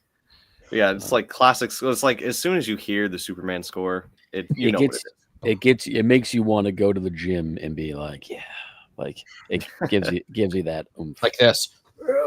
Yeah. It makes you want to be Otto, you know. Yes. Please. Yeah. No, I'll give my quick 2 You cents. saw what I paid in car insurance a month. You wouldn't want to be. Well, you know what? You keep doing the way you're doing. You want to drive a car, you can just run or pick up a car and run. Yeah. Good point. Good point. No, I love Christopher. The man himself is a thespian. He is a thespian of he is an actor. And all of his other roles I've seen him in, he's phenomenal. Somewhere in Time, great. Somewhere in Time, great movie. Great movie. Yeah, H.G. Wells. Yep. And he brings this to the characters of Superman and Clark. Mike kind of hit on it, like everybody goes to that scene where he's like comes in as Clark, all kind of hunched down, and then literally just changes his body language, stands up straight, and you're like, this is a different person. This is Superman. Yeah, I was going to touch on that, how he literally changes his, like, he's all hunched over for Clark. Yeah. And then even like when he's about to tell Lois, hey, I'm Superman. Yeah. And then just off his head, and when she turns around, he glasses go back on. Oh, yeah. It's so well done. Yeah. Even like phenomenal job separating the two, like you guys were saying. Even the scene when they're like in the alley and he's like, oh, like they're going to get shot. And then he just like goes over, grabs a bullet, and he gets that smirk when she's not looking. It's like, all right, he gets it. He's doing the both parts. Everybody, the tagline, you'll believe a man can fly. You absolutely do. You believe that. I know his career took a little bit of like a downfall with like acting jobs and stuff, because everybody, like he to this day, he is Superman, which, horrible accident. But even after that, he was still a Superman. Otto hit on the documentary is amazing. Bring a box of tissues. It's super well done. He was a great dad too. He was a great dad of his kids. He was always active. They always were doing things. He always made time for them, and that's really evident. Just one more real thing, and shout out to his son who didn't follow in his footsteps. Who absolutely is a spitting image of him, but he decided to go work in the media. You know what I mean? Which is, we will see him in the new Superman movie. He's got a small cameo. Yeah, absolutely. Yep. Yeah, this to me, from someone that enjoys comic books and movies and TV and all of it put together, when other than like the animated stuff, which I know we're not talking about now, like is that this, 2 weeks, Mike? There's so many options. There's so many options in a month. He embodied Clark and Kal-El so well, to which I personally don't think we have seen. I know Brandon Routh did his best to do it. Cavill has done his impressions. All the versions on TV have been different, and it's very much trying to hit that super high bar that he has hit. I'm hoping for the best with our new Superman in a couple weeks. Am I going to be disappointed if he doesn't hit that bar? Absolutely not, because in my head of how high it is, I get it. It's all going to be different. But Christopher Reeves is the embodiment of Clark and Superman. That's very well said. Do we think it's, and taking nothing against Christopher Reeves, but is part of that because he was sort of the first? And I know there was George as well, but that's a very small compared to this. Is there anything because he was sort of the first that is? I think you get that inkling where it is one of those things like, oh yeah, like I'm a Doctor Who fan. It's like, oh, you remember your first Doctor kind of thing. Like I get it, but at the same time, when you literally do put him up against all of the other actors, you're kind of just like, it's the same thing. Yeah, like it's still. I'm honestly like, if I rather than put in my ranks, this Reeves would be my number one, and I think he would be for many people for a reason. Not to say the other actors are bad or that, just he just did it so well. Mm-hmm. And he had and some of these guys had TV seasons, but he was fortunate to have, so you want about the 3 and 4 movies to really hone in on that character. We'll get to the next guy in a bit. And what we talked about Brandon Routh. So that I helps, trying to look at it not, if you put any of those other guys first, I think the time we had with him and like I think just the general nature, I think it helps when you're a good person, like too, as you've seen documentary, he was like almost like the living embodiment of Superman Clark Kent, and that's kind of my quick answer to that. A good question. He plays Superman so well. He plays Clark so well, but he also plays the different versions of them so well with the darkness, the humor. He does it all. Yeah. Agreed. Thespian. Can we touch on the interesting superpower of him kissing Lois and erasing her memories? I mean, out of all I think I Superman looked it up powers, after, and that is a real power that he had at one point, even in the comics. I don't think there's been a power that Superman hasn't had in the comics True. at one point or Because another. he didn't. Did he not fly? There's something he didn't do in like the early appearances that's like he's known for now. Is it his flight? Did he only jump? Leap over tall buildings? Yeah, it was a leap. Yeah. It wasn't so he was just jumping really high. Yeah. There was no kryptonite until the radio drama. Like all this stuff that we think of as Superman has been just built on what is now 80, almost 100 years worth of Superman. Yeah. Yeah. It's the power to only wear his underwear on the outside. Hey man, those red trunks make the outfit. I'll say it right now. It makes the outfit better. The new movie, I am so stoked they brought him back. Yeah. Chinton mentioned, Henry Cavill. I alluded to it. I think I'm going to just start by saying he really did get a bad rep, as a lot of the people in the Snyderverse. Man of Steel, I've always liked. We can go into arguments with other people or whatnot, their criticism to it. I enjoy Man of Steel so much. How it starts with him on Smallville, his relationship with his father and mother, Martha and Pop, also portrayed very well in that universe.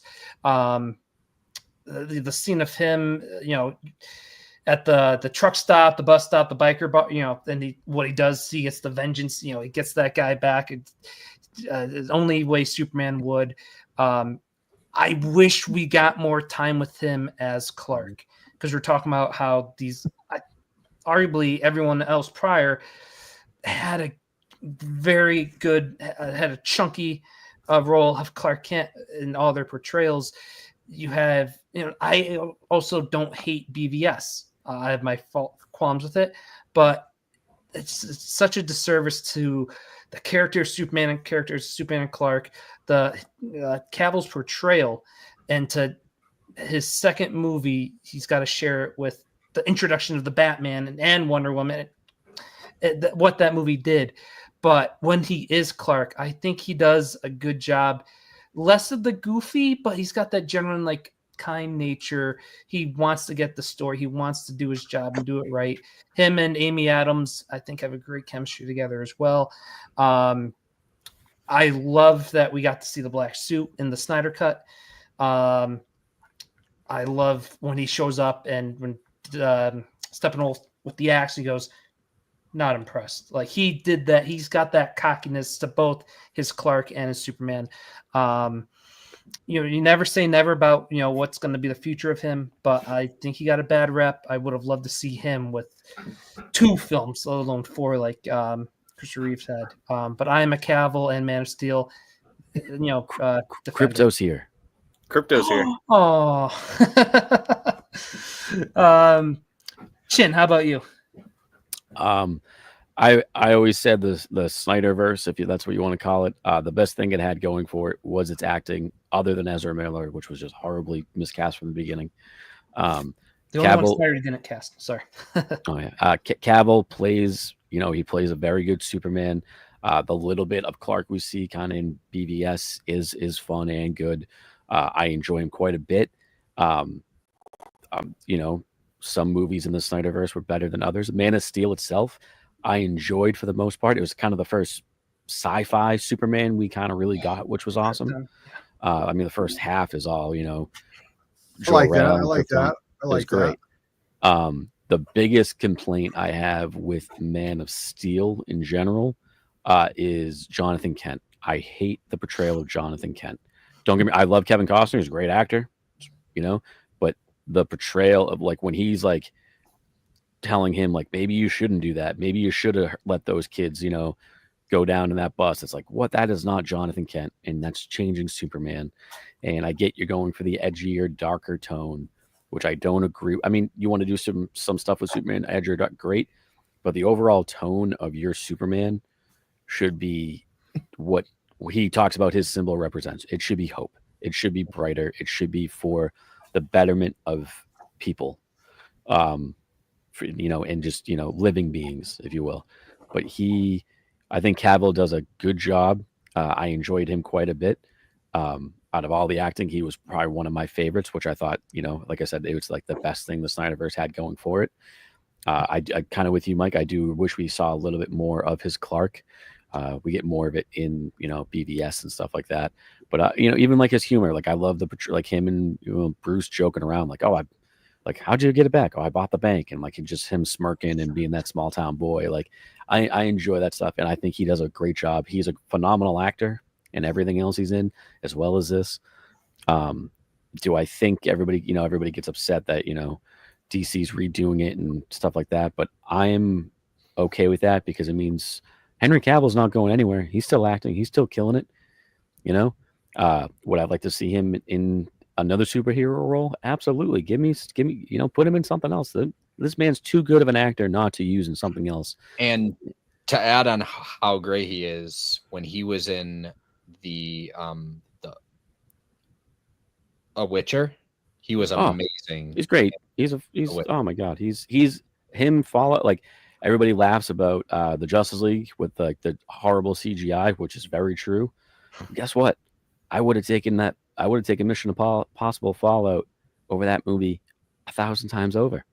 Like, it's like you should have just waited. You should have just waited, let him shave the mustache after. Very not a lot of people know this, that the Enola Holmes with Millie Bobby Brown, he's a really good Sherlock. He's a great Sherlock. He is a phenomenal actor. He does a very good Clark. He does a great Superman, and a, you know, for what we see, a pretty good Clark. I do wish we got more with him. At the same time, I'm perfectly okay with no more Snyderverse. Sean? I enjoyed these movies quite a bit. Again, I don't take them too seriously for these movies. What does Jesse have to say? Jesse, Man of Steel is one of his favorite movies of all time. That's what he said. Oh, you're just gonna brush over that? So yeah, wow, just way to fill in for a friend, jackass. I added it there. Jeez. I will say right now, it is the Man of Steel trailer. To this day, I think is one of the best movie trailers I've ever seen in my life. I'll throw that out there. But continue. It's Jesse. They are great action flicks. The Snyder Cut, like, I enjoyed those movies. He is a great actor. He looks like Superman at this style of Superman where you wanted him to look like a god among men. And yeah, he's it's like if Jim Lee were to, this is a Jim Lee Superman all day. Yeah. Oh, he very much looks the part. They killed it. As much as I want the red trunks in there, I think they do kill it. And you know, Zack Snyder knows how to make a movie. Just overall, that's, you know, I think Zack Snyder's a fantastic filmmaker. I just think the overall tone he was going for with Superman was too dark, right? So I think it was just wrong. Superman is not supposed to be this dark. And it can be. He can be. Like, he goes dark in the comics. You don't start that way. Yeah, true. Yeah. But that's a good point, Chid. But hey, let's kill him in the second movie. Like, what? Come on. Yeah. Overall, I had a great time with the movies. He's one of the top actors on this list, so it's hard to argue against that. Just even if you don't think the movies are up to par with what you think they should be, just the pure acting of him is fantastic. So he's great. Yeah. Hopefully we see him in the future. doing something in some capacity with superhero stuff. I know we saw him as Calvarine for a good 20 seconds or so, but you know what? And he crushed it because Yeah. he's a great actor. but yeah, so that's all I got. Noah? Yeah, no, I mean, touching on a lot of the same points. Henry Cavill is a fantastic actor and a lot of the things that he's in. I really enjoyed Man of Steel. I thought it was a great Superman movie. But I also will agree with that the tone was, I think, it's different, and I will enjoy it for what it is, 100%. But it definitely was dark, and I definitely agree with that. Superman should be more lighthearted and bright and hopeful and all these things that movie just wasn't. Again, great movie. Not gonna put it in the trash at all, whatsoever. The ending with Zod, how that ended, I wasn't fully in love with. I mean, I understand the situation and why he had to do it, but Superman rarely, I mean, spoiler alert, but this movie's been out since 2013. Yeah. Him killing is not a thing that he does at all, really. There's not many instances of him doing it. Maybe like Doomsday. Yeah. And you know what? What's crazy to me? I completely agree with you, Noah. I would take that over how they portrayed Jonathan Kent in like his upbringing.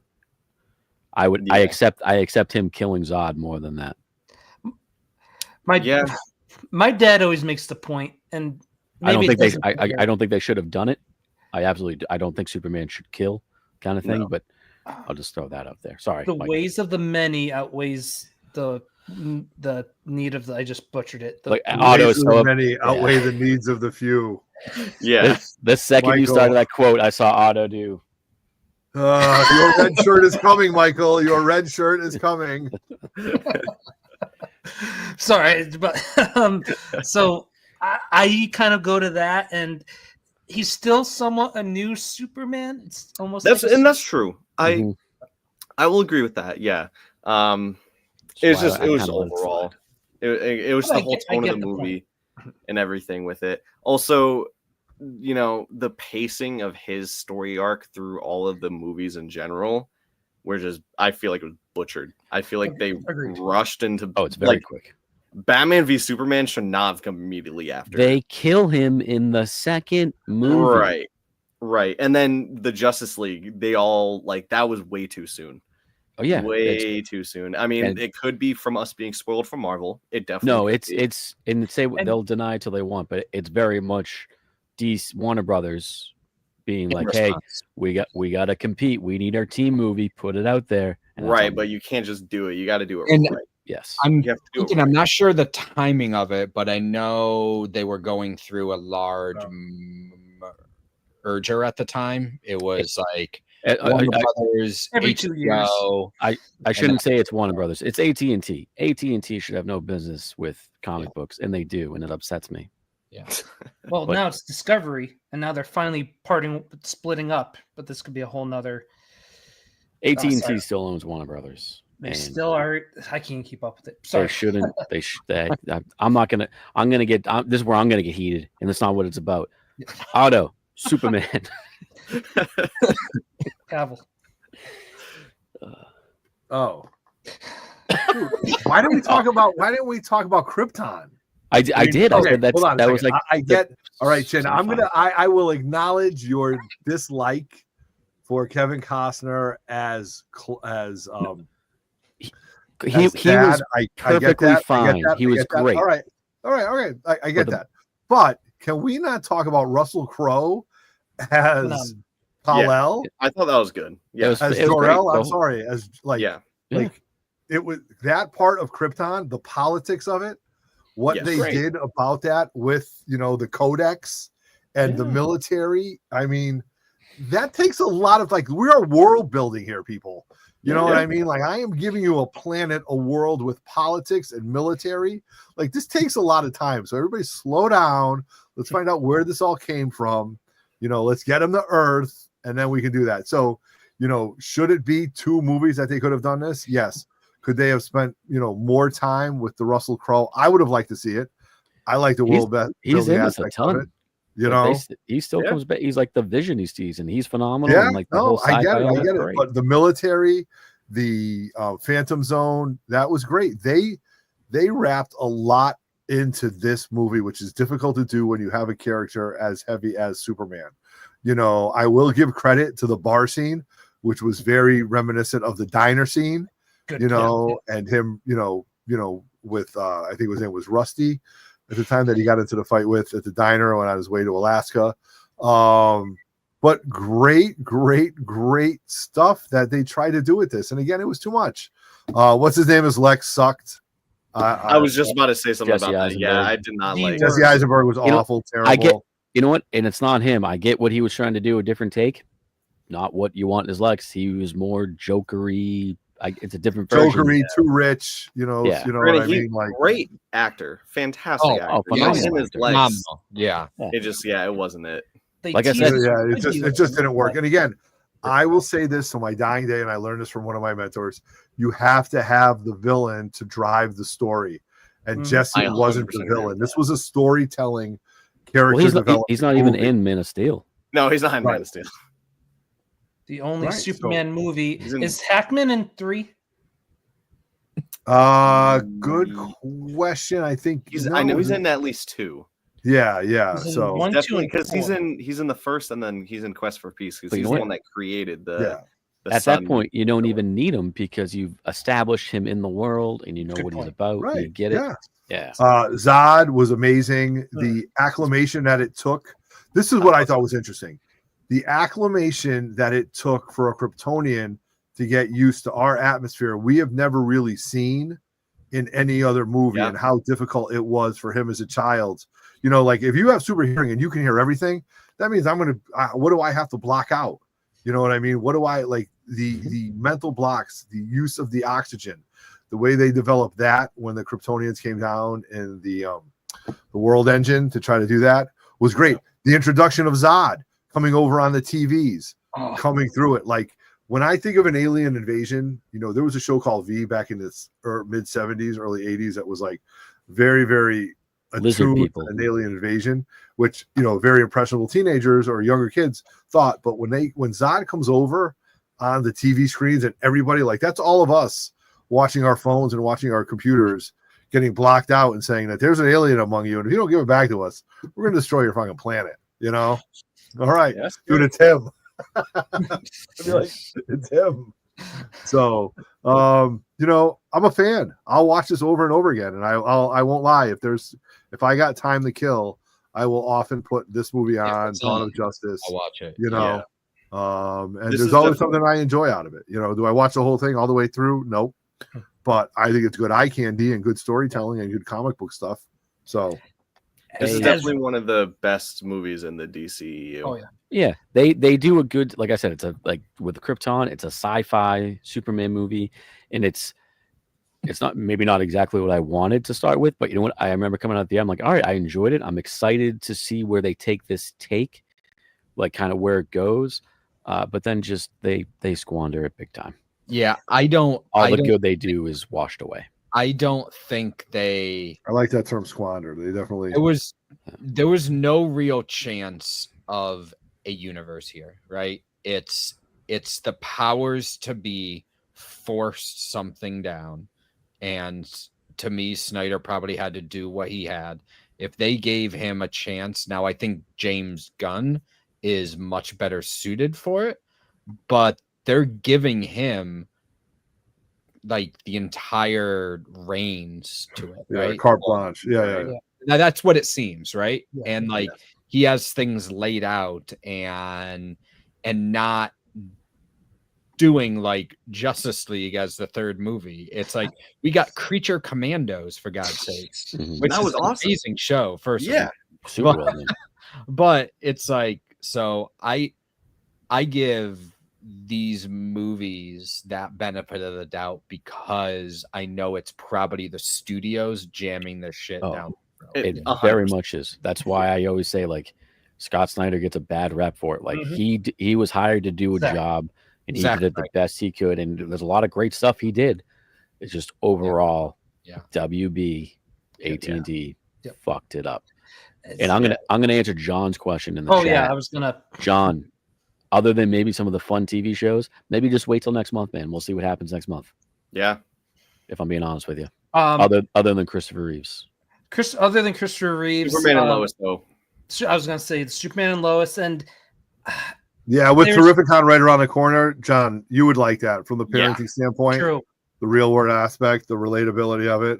Yep. Yeah, give that a shot. There's also, a lot. John, sorry, Mike, go ahead. I was just saying, there's a lot I do like in the DCEU. Not a lot. There's a lot that I also don't like. But as rushed as my all-time favorite comic book storyline, the Death of Superman, as rushed as that is, as how poorly Doomsday looked, it was cool seeing him fight Doomsday.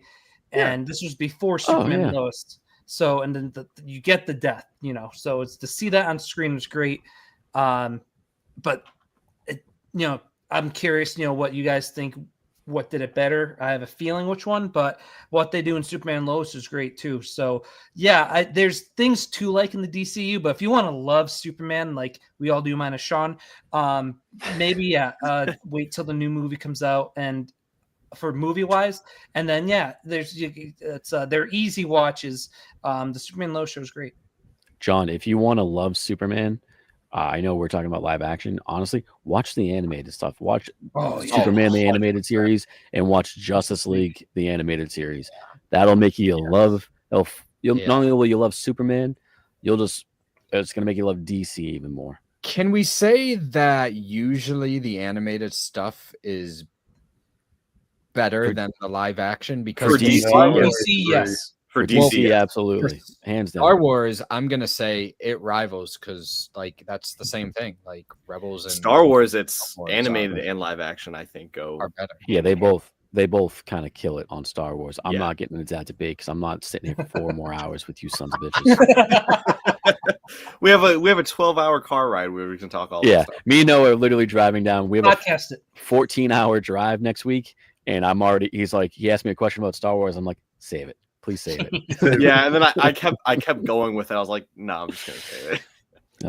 I got at least 4 hours of talk for you. Station on Andor. Yeah. But John, honestly, the animated, I can't recommend it enough. Start with Batman the animated series, goes into Superman the animated series. Superman animated series is fun, but then it leads right into the Justice League animated series, which is Justice League Unlimited. I consider it the same show, really. Justice League Unlimited, Justice League show. It's the best version of these characters all around. It's what you want out of comic books, like in action. I just watched what I recommend. The Death of Superman animated movie. Great movie. They do a phenomenal job at that. That was the animated stuff. I was saying before we were on, it was perfect and concise. It didn't drag on, exactly what I wanted. It got to the fight fast, and it gave me everything I wanted out of it. So again, animated ones are great. Yeah. Also, not so much the like live action Superman, but I think it was like 15, maybe 20 minutes. But Max Landis, John Landis' son, the screenwriter, he did like Chronicle and stuff, but he did a video called The Death of Superman, and he talks about the story arc of when they kill Superman, and it's full. There's literally hundreds of famous cameos in it, playing different parts and like super cheesy acted, like on playgrounds and stuff.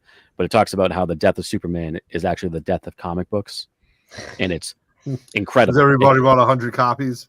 No, not so much the death of comic books. It's the death of comic book characters, because after that, everybody came back. Everybody came back, other than maybe, Uncle Ben. I see what you're saying. The actual comic book characters. Yes, and it's super well done. Can't recommend it enough. It's only, you can probably find it on YouTube. It's like 15, 20 minutes. He has a fun series like that. He has a great wrestling one. Won't get off on that tangent. He does one. Good talk about wrestling. And there's a couple of nice one shots, and not even one shots. The animated, like they did the Justice League, the Dark Side War, pretty much. Yeah. It's the new 52 suits. Those are good. Friends of the channel, Rebecca Romaine and or Connell. Otto's mean- favorite I'll girl. say Otto's couple. Otto's favorite girl. She likes O'Connell it. does a She told me I'm cute. Was that before or after you paid her? Take it easy. There was no money transferred by that time. And I got her man to give us a promo. See, I'm playing both. Oh, jeez. They had a fun chemistry on the anime. I thought they both did a good job as Superman Mhm. and Lois. So I didn't make a final slide, but I figure we could go through our rankings. Who's like ready to go? I have Sean, do you wanna Jesse's do- rankings. Want to do Jesse's and the yours? I did not prepare a ranking, but I will. I will give. Hey, I only knew like 15 minutes before this. All right. Number 1, Reeves. Number 2, Henry Cavill. Number 3, Todd Welling. Number 4, Tom Welling. Is Tom, son Tom, of Tom, Todd. Tom. Spelling his name. Todd is his alternate. Okay. Bizarro. 4, Hecklin. 5, Route. 6, Kane. And he said he only put Kane at 6 because he did not know really anything. Like he had no prior experience with him. But I would probably just for me, I would the top 3 may stay the same, and then I would probably move Kane up over Hecklin and Routh. So that'd probably be mine. Mine was similar until there's one big difference with Jesse's. So I got Reeve, Cavill, Hecklin. That show really does resonate with me, and I love having Superman that recently every week on our screens, which is great. Then I go Welling, Routh, Kane, and I will mention, I said I added the George Reeves screen right before we started, only because I don't know much of him. So if I did rank him, he'd be below Kane probably. Otto. Reeves won. That's it. I mean, the rest are all great in their own way, but I mean, Reeves was the best. Reeves was the best for many reasons. I think I say to that. So you're not wrong. I enjoyed them all. I enjoyed them all at different points, and I think I touched about why they were all important Supermen to me. And some of them got a bad rap, some of them, but I think the different iterations of them were, kind of makes me realize, I'm going to take 5 minutes to tell you something. I was going through my collection today, looking at, dude, I have a nice little Superman collection, which I didn't realize, whether it's Adventure Comics, or, some other stuff here. And there's a lot of tie-ins to first appearances, first appearance of what he's wearing on his shirt right there. One of the mainstays in Otto's Grotto right there. Action Comics, Brainiac, Candor. That statue's half the grotto. That it really is. My God, it's unbelievable. Like it's the size of a kettlebell. First appearance of Bizarro, one of my favorite villains. Let's talk about Crypto. I have gone down the rabbit hole of collecting Crypto comic books because I've been such a dog lover when it comes to this. So I think this. So the collection definitely has been coming up Superman lately, believe it or not. And when I thought I was a little bit deficient in that area, I'm like, high five, So, that was something important to me because that Superman's an important character. Right now, it's on top of the world. And with this last trailer dropping, forget about it, I didn't watch it. I have one more thing to say, Mike. I have one more thing to say. And how genius of you. Can I ask, did you have some inside information with your EC? No, you're a Southern grad, right? Mm-hmm. You're with your SCSU background, and all the people out there, whether it's Jerry Ordway or Michael Jai White, or maybe Mitch. How did you know to plan the show tonight when the final trailer dropped? That is brilliant. I went to the Fortress of Solitude. I opened the Calyx, and my version the Codex told you have this show tonight, which was amazing. So that's pretty wild. I've been dying to say that. I've been holding that in. So I'll let everybody clear the air on that. I just wanted to add one thing on the upcoming movie. It's sort of a showdown over the next 2 months because you got Superman, then you got Fantastic Four, and In the it's middle. sort of like the Fantastic Four movie is quasi sort of like, it's not rebooting that whole thing, but I feel like they're putting a lot of their money on that. Fantastic Four is going to be the backbone to this sort of next iteration here. So it'll be interesting to see, does James Gunn's Superman, how it goes up against the first family. Yeah. And we haven't really had this showdown because Marvel has just utterly destroyed them, I'll be honest, like over the past like X amount of years. So it'll be cool to see who comes out on top. Yeah, there's a lot riding on these two movies. I'm going to see both. Mhm. I'm very excited to see the new movie. To where I hope people don't get to the point to where it's like, this has to be the best movie ever. If not, DC's done. It doesn't have to be the best movie ever. It just needs to be good. Needs to be Yes. good. As long as this movie is good, and I'm hoping for it. But I'm also hoping, do I think it's going to happen? Absolutely not. But I would love to be able to be like, hey guys, we have a new best Superman ever. Like, is it going to happen? Most likely not, and that's perfectly okay because we have the Christopher Reeves.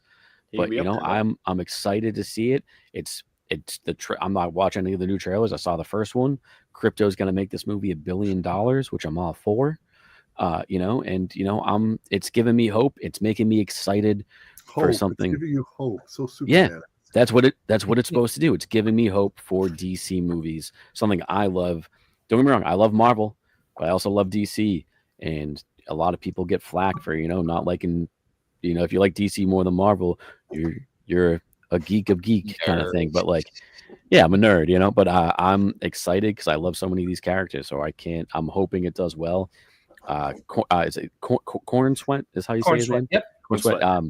I've only seen him in Twisters, and he was a small role, but he was great in that. So I can't wait to see how he portrays Clark, / Superman. I'm excited. I can't wait.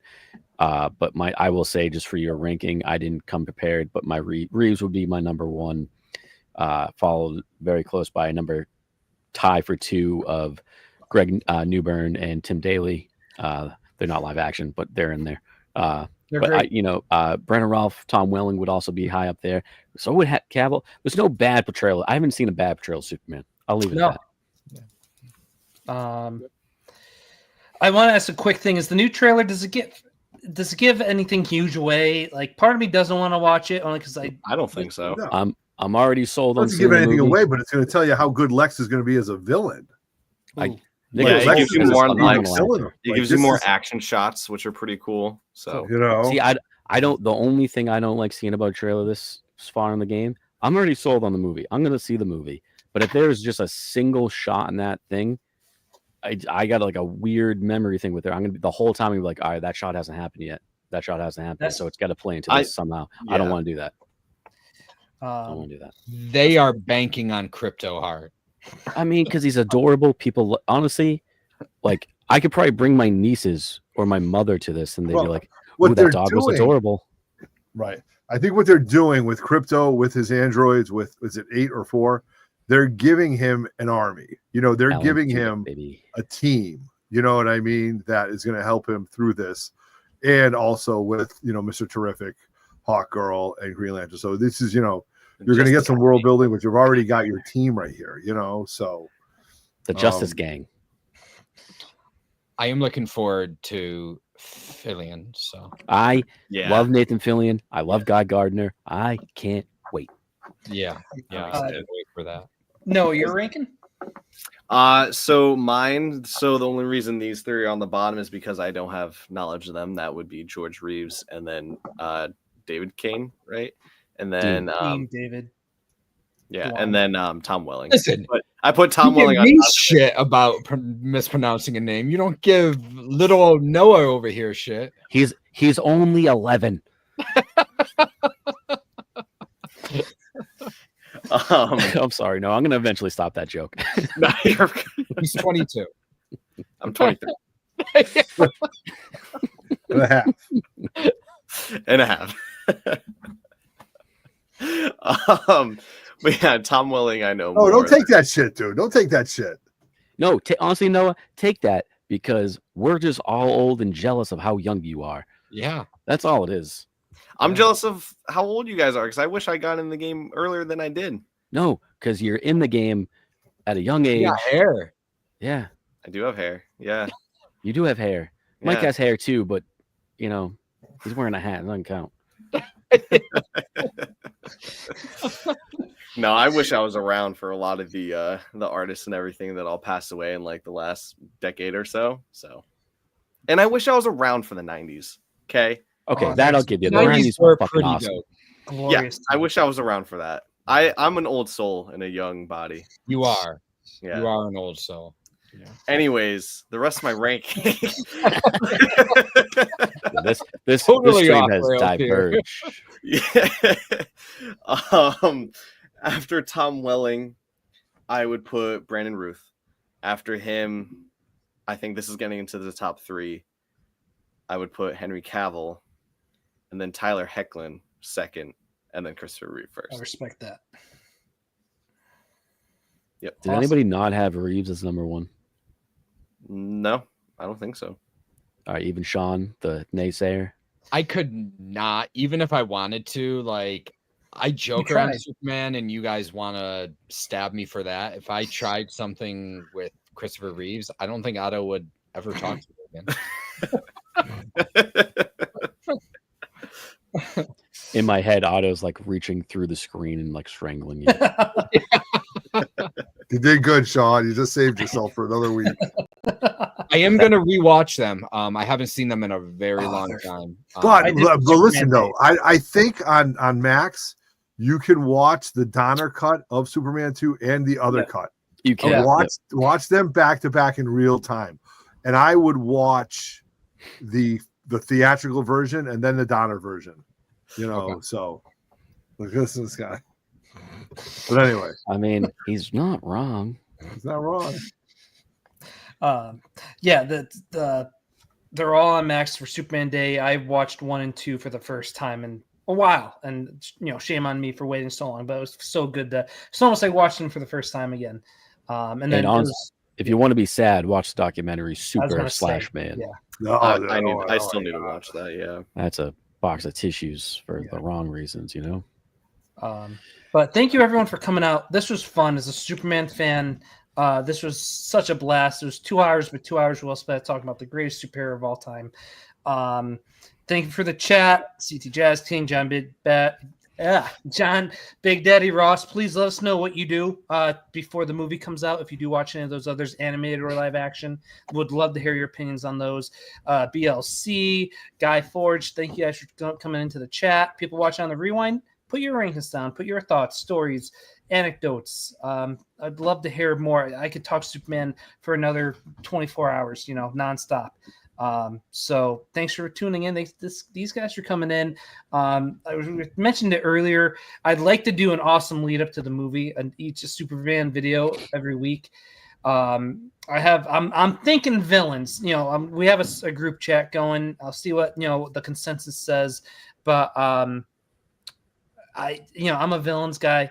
I think super quick, Mike. Yeah. And I know it's past Otto's bedtime, but super quick.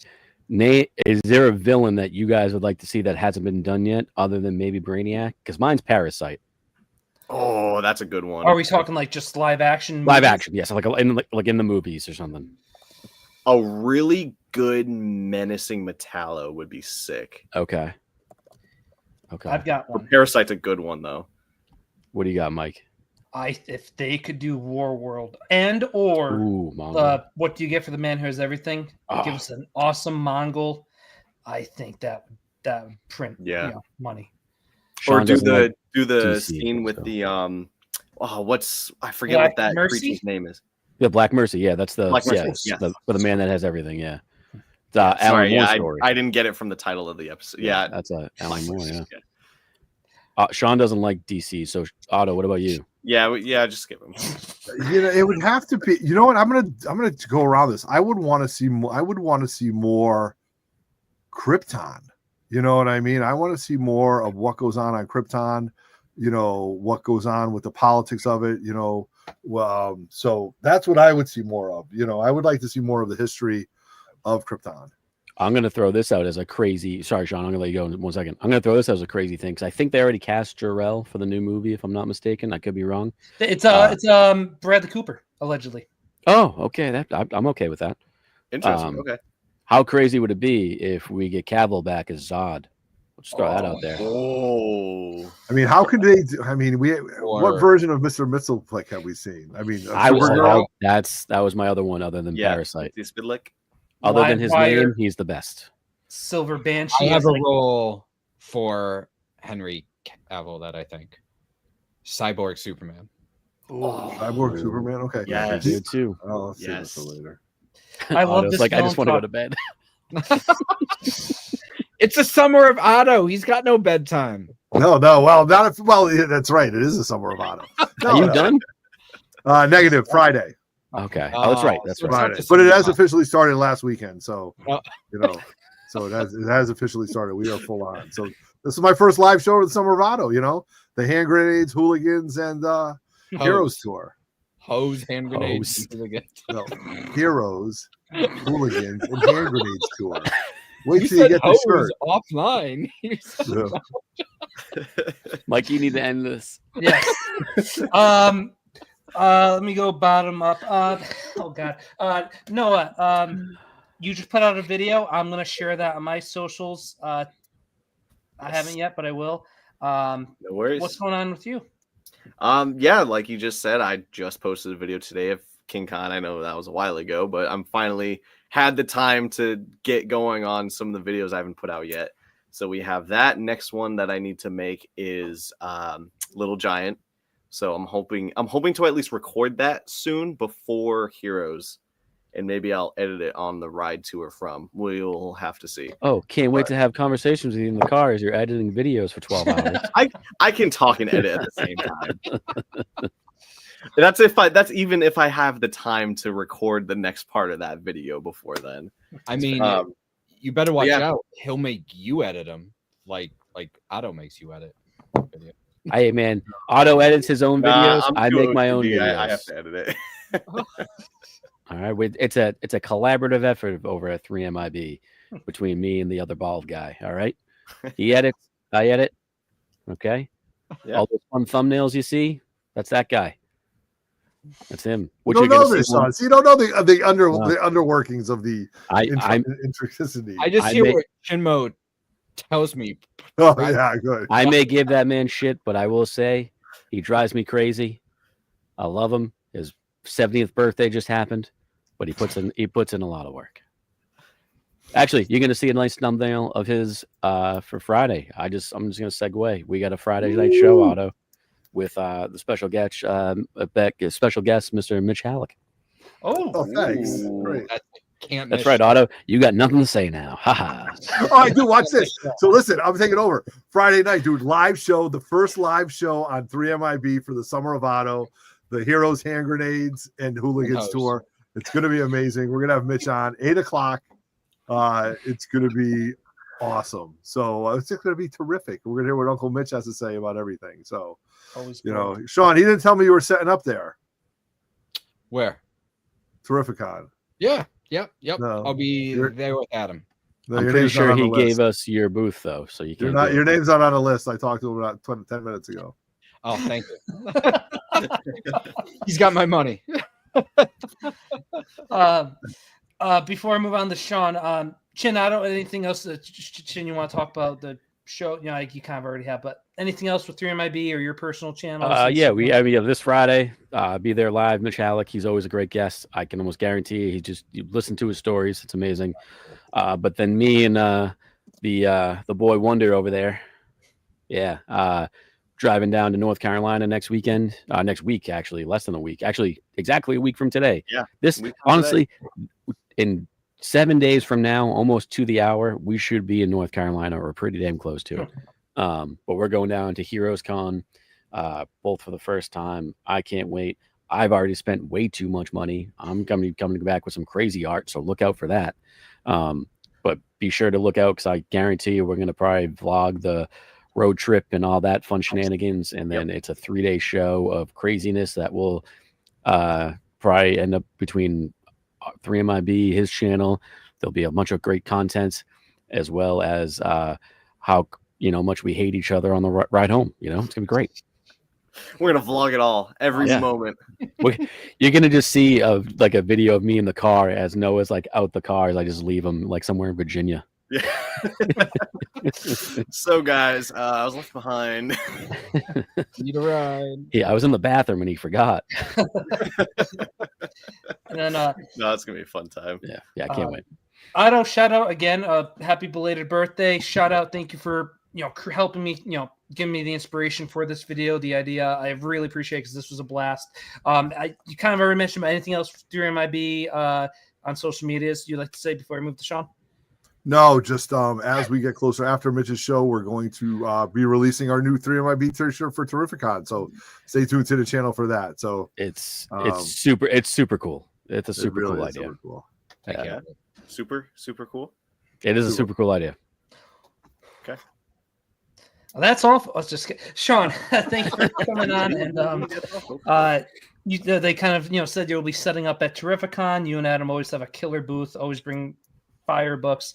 Anything before Terrificon you'd like to talk about? Yeah, don't have many shows in the summer, but I am selling on the 21st a different Adam from Comics and Coffee. I'll be setting up at his small con that he has at his shop in Connecticut. So if you guys are in the area, not driving down to Heroes Con or not going to a lacrosse tournament outside of the state, then come down and hang out. Hopefully it does not rain. It is a Saturday. We've had 15 straight Saturdays of rain here, so hopefully it does not rain that day.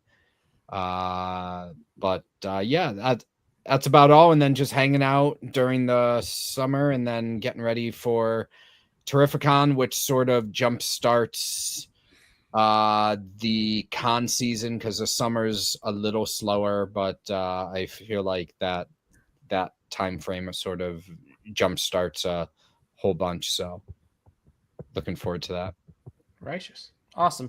Yeah. And thanks to chat. Thank you four guys for coming in tonight. And this was a blast. Once again, Superman fan. This was a lot of fun. Stay tuned for next week. I'm thinking a villain video right now, next week. For who's ever interested, I'd love to rank some Superman villains, our favorites. And stay tuned to that. Stay tuned to all our Instagrams. Noah and Broke by Comics, Chin Mo 3MIB, Otto 3MIB and 3MIB, Sean Comics CT. But the comic content on social medias, YouTube, and all between these four people, God, it's crazy. So stay tuned to those. Thanks everyone, and stay super, everybody. Good night. The awkward ending of stream.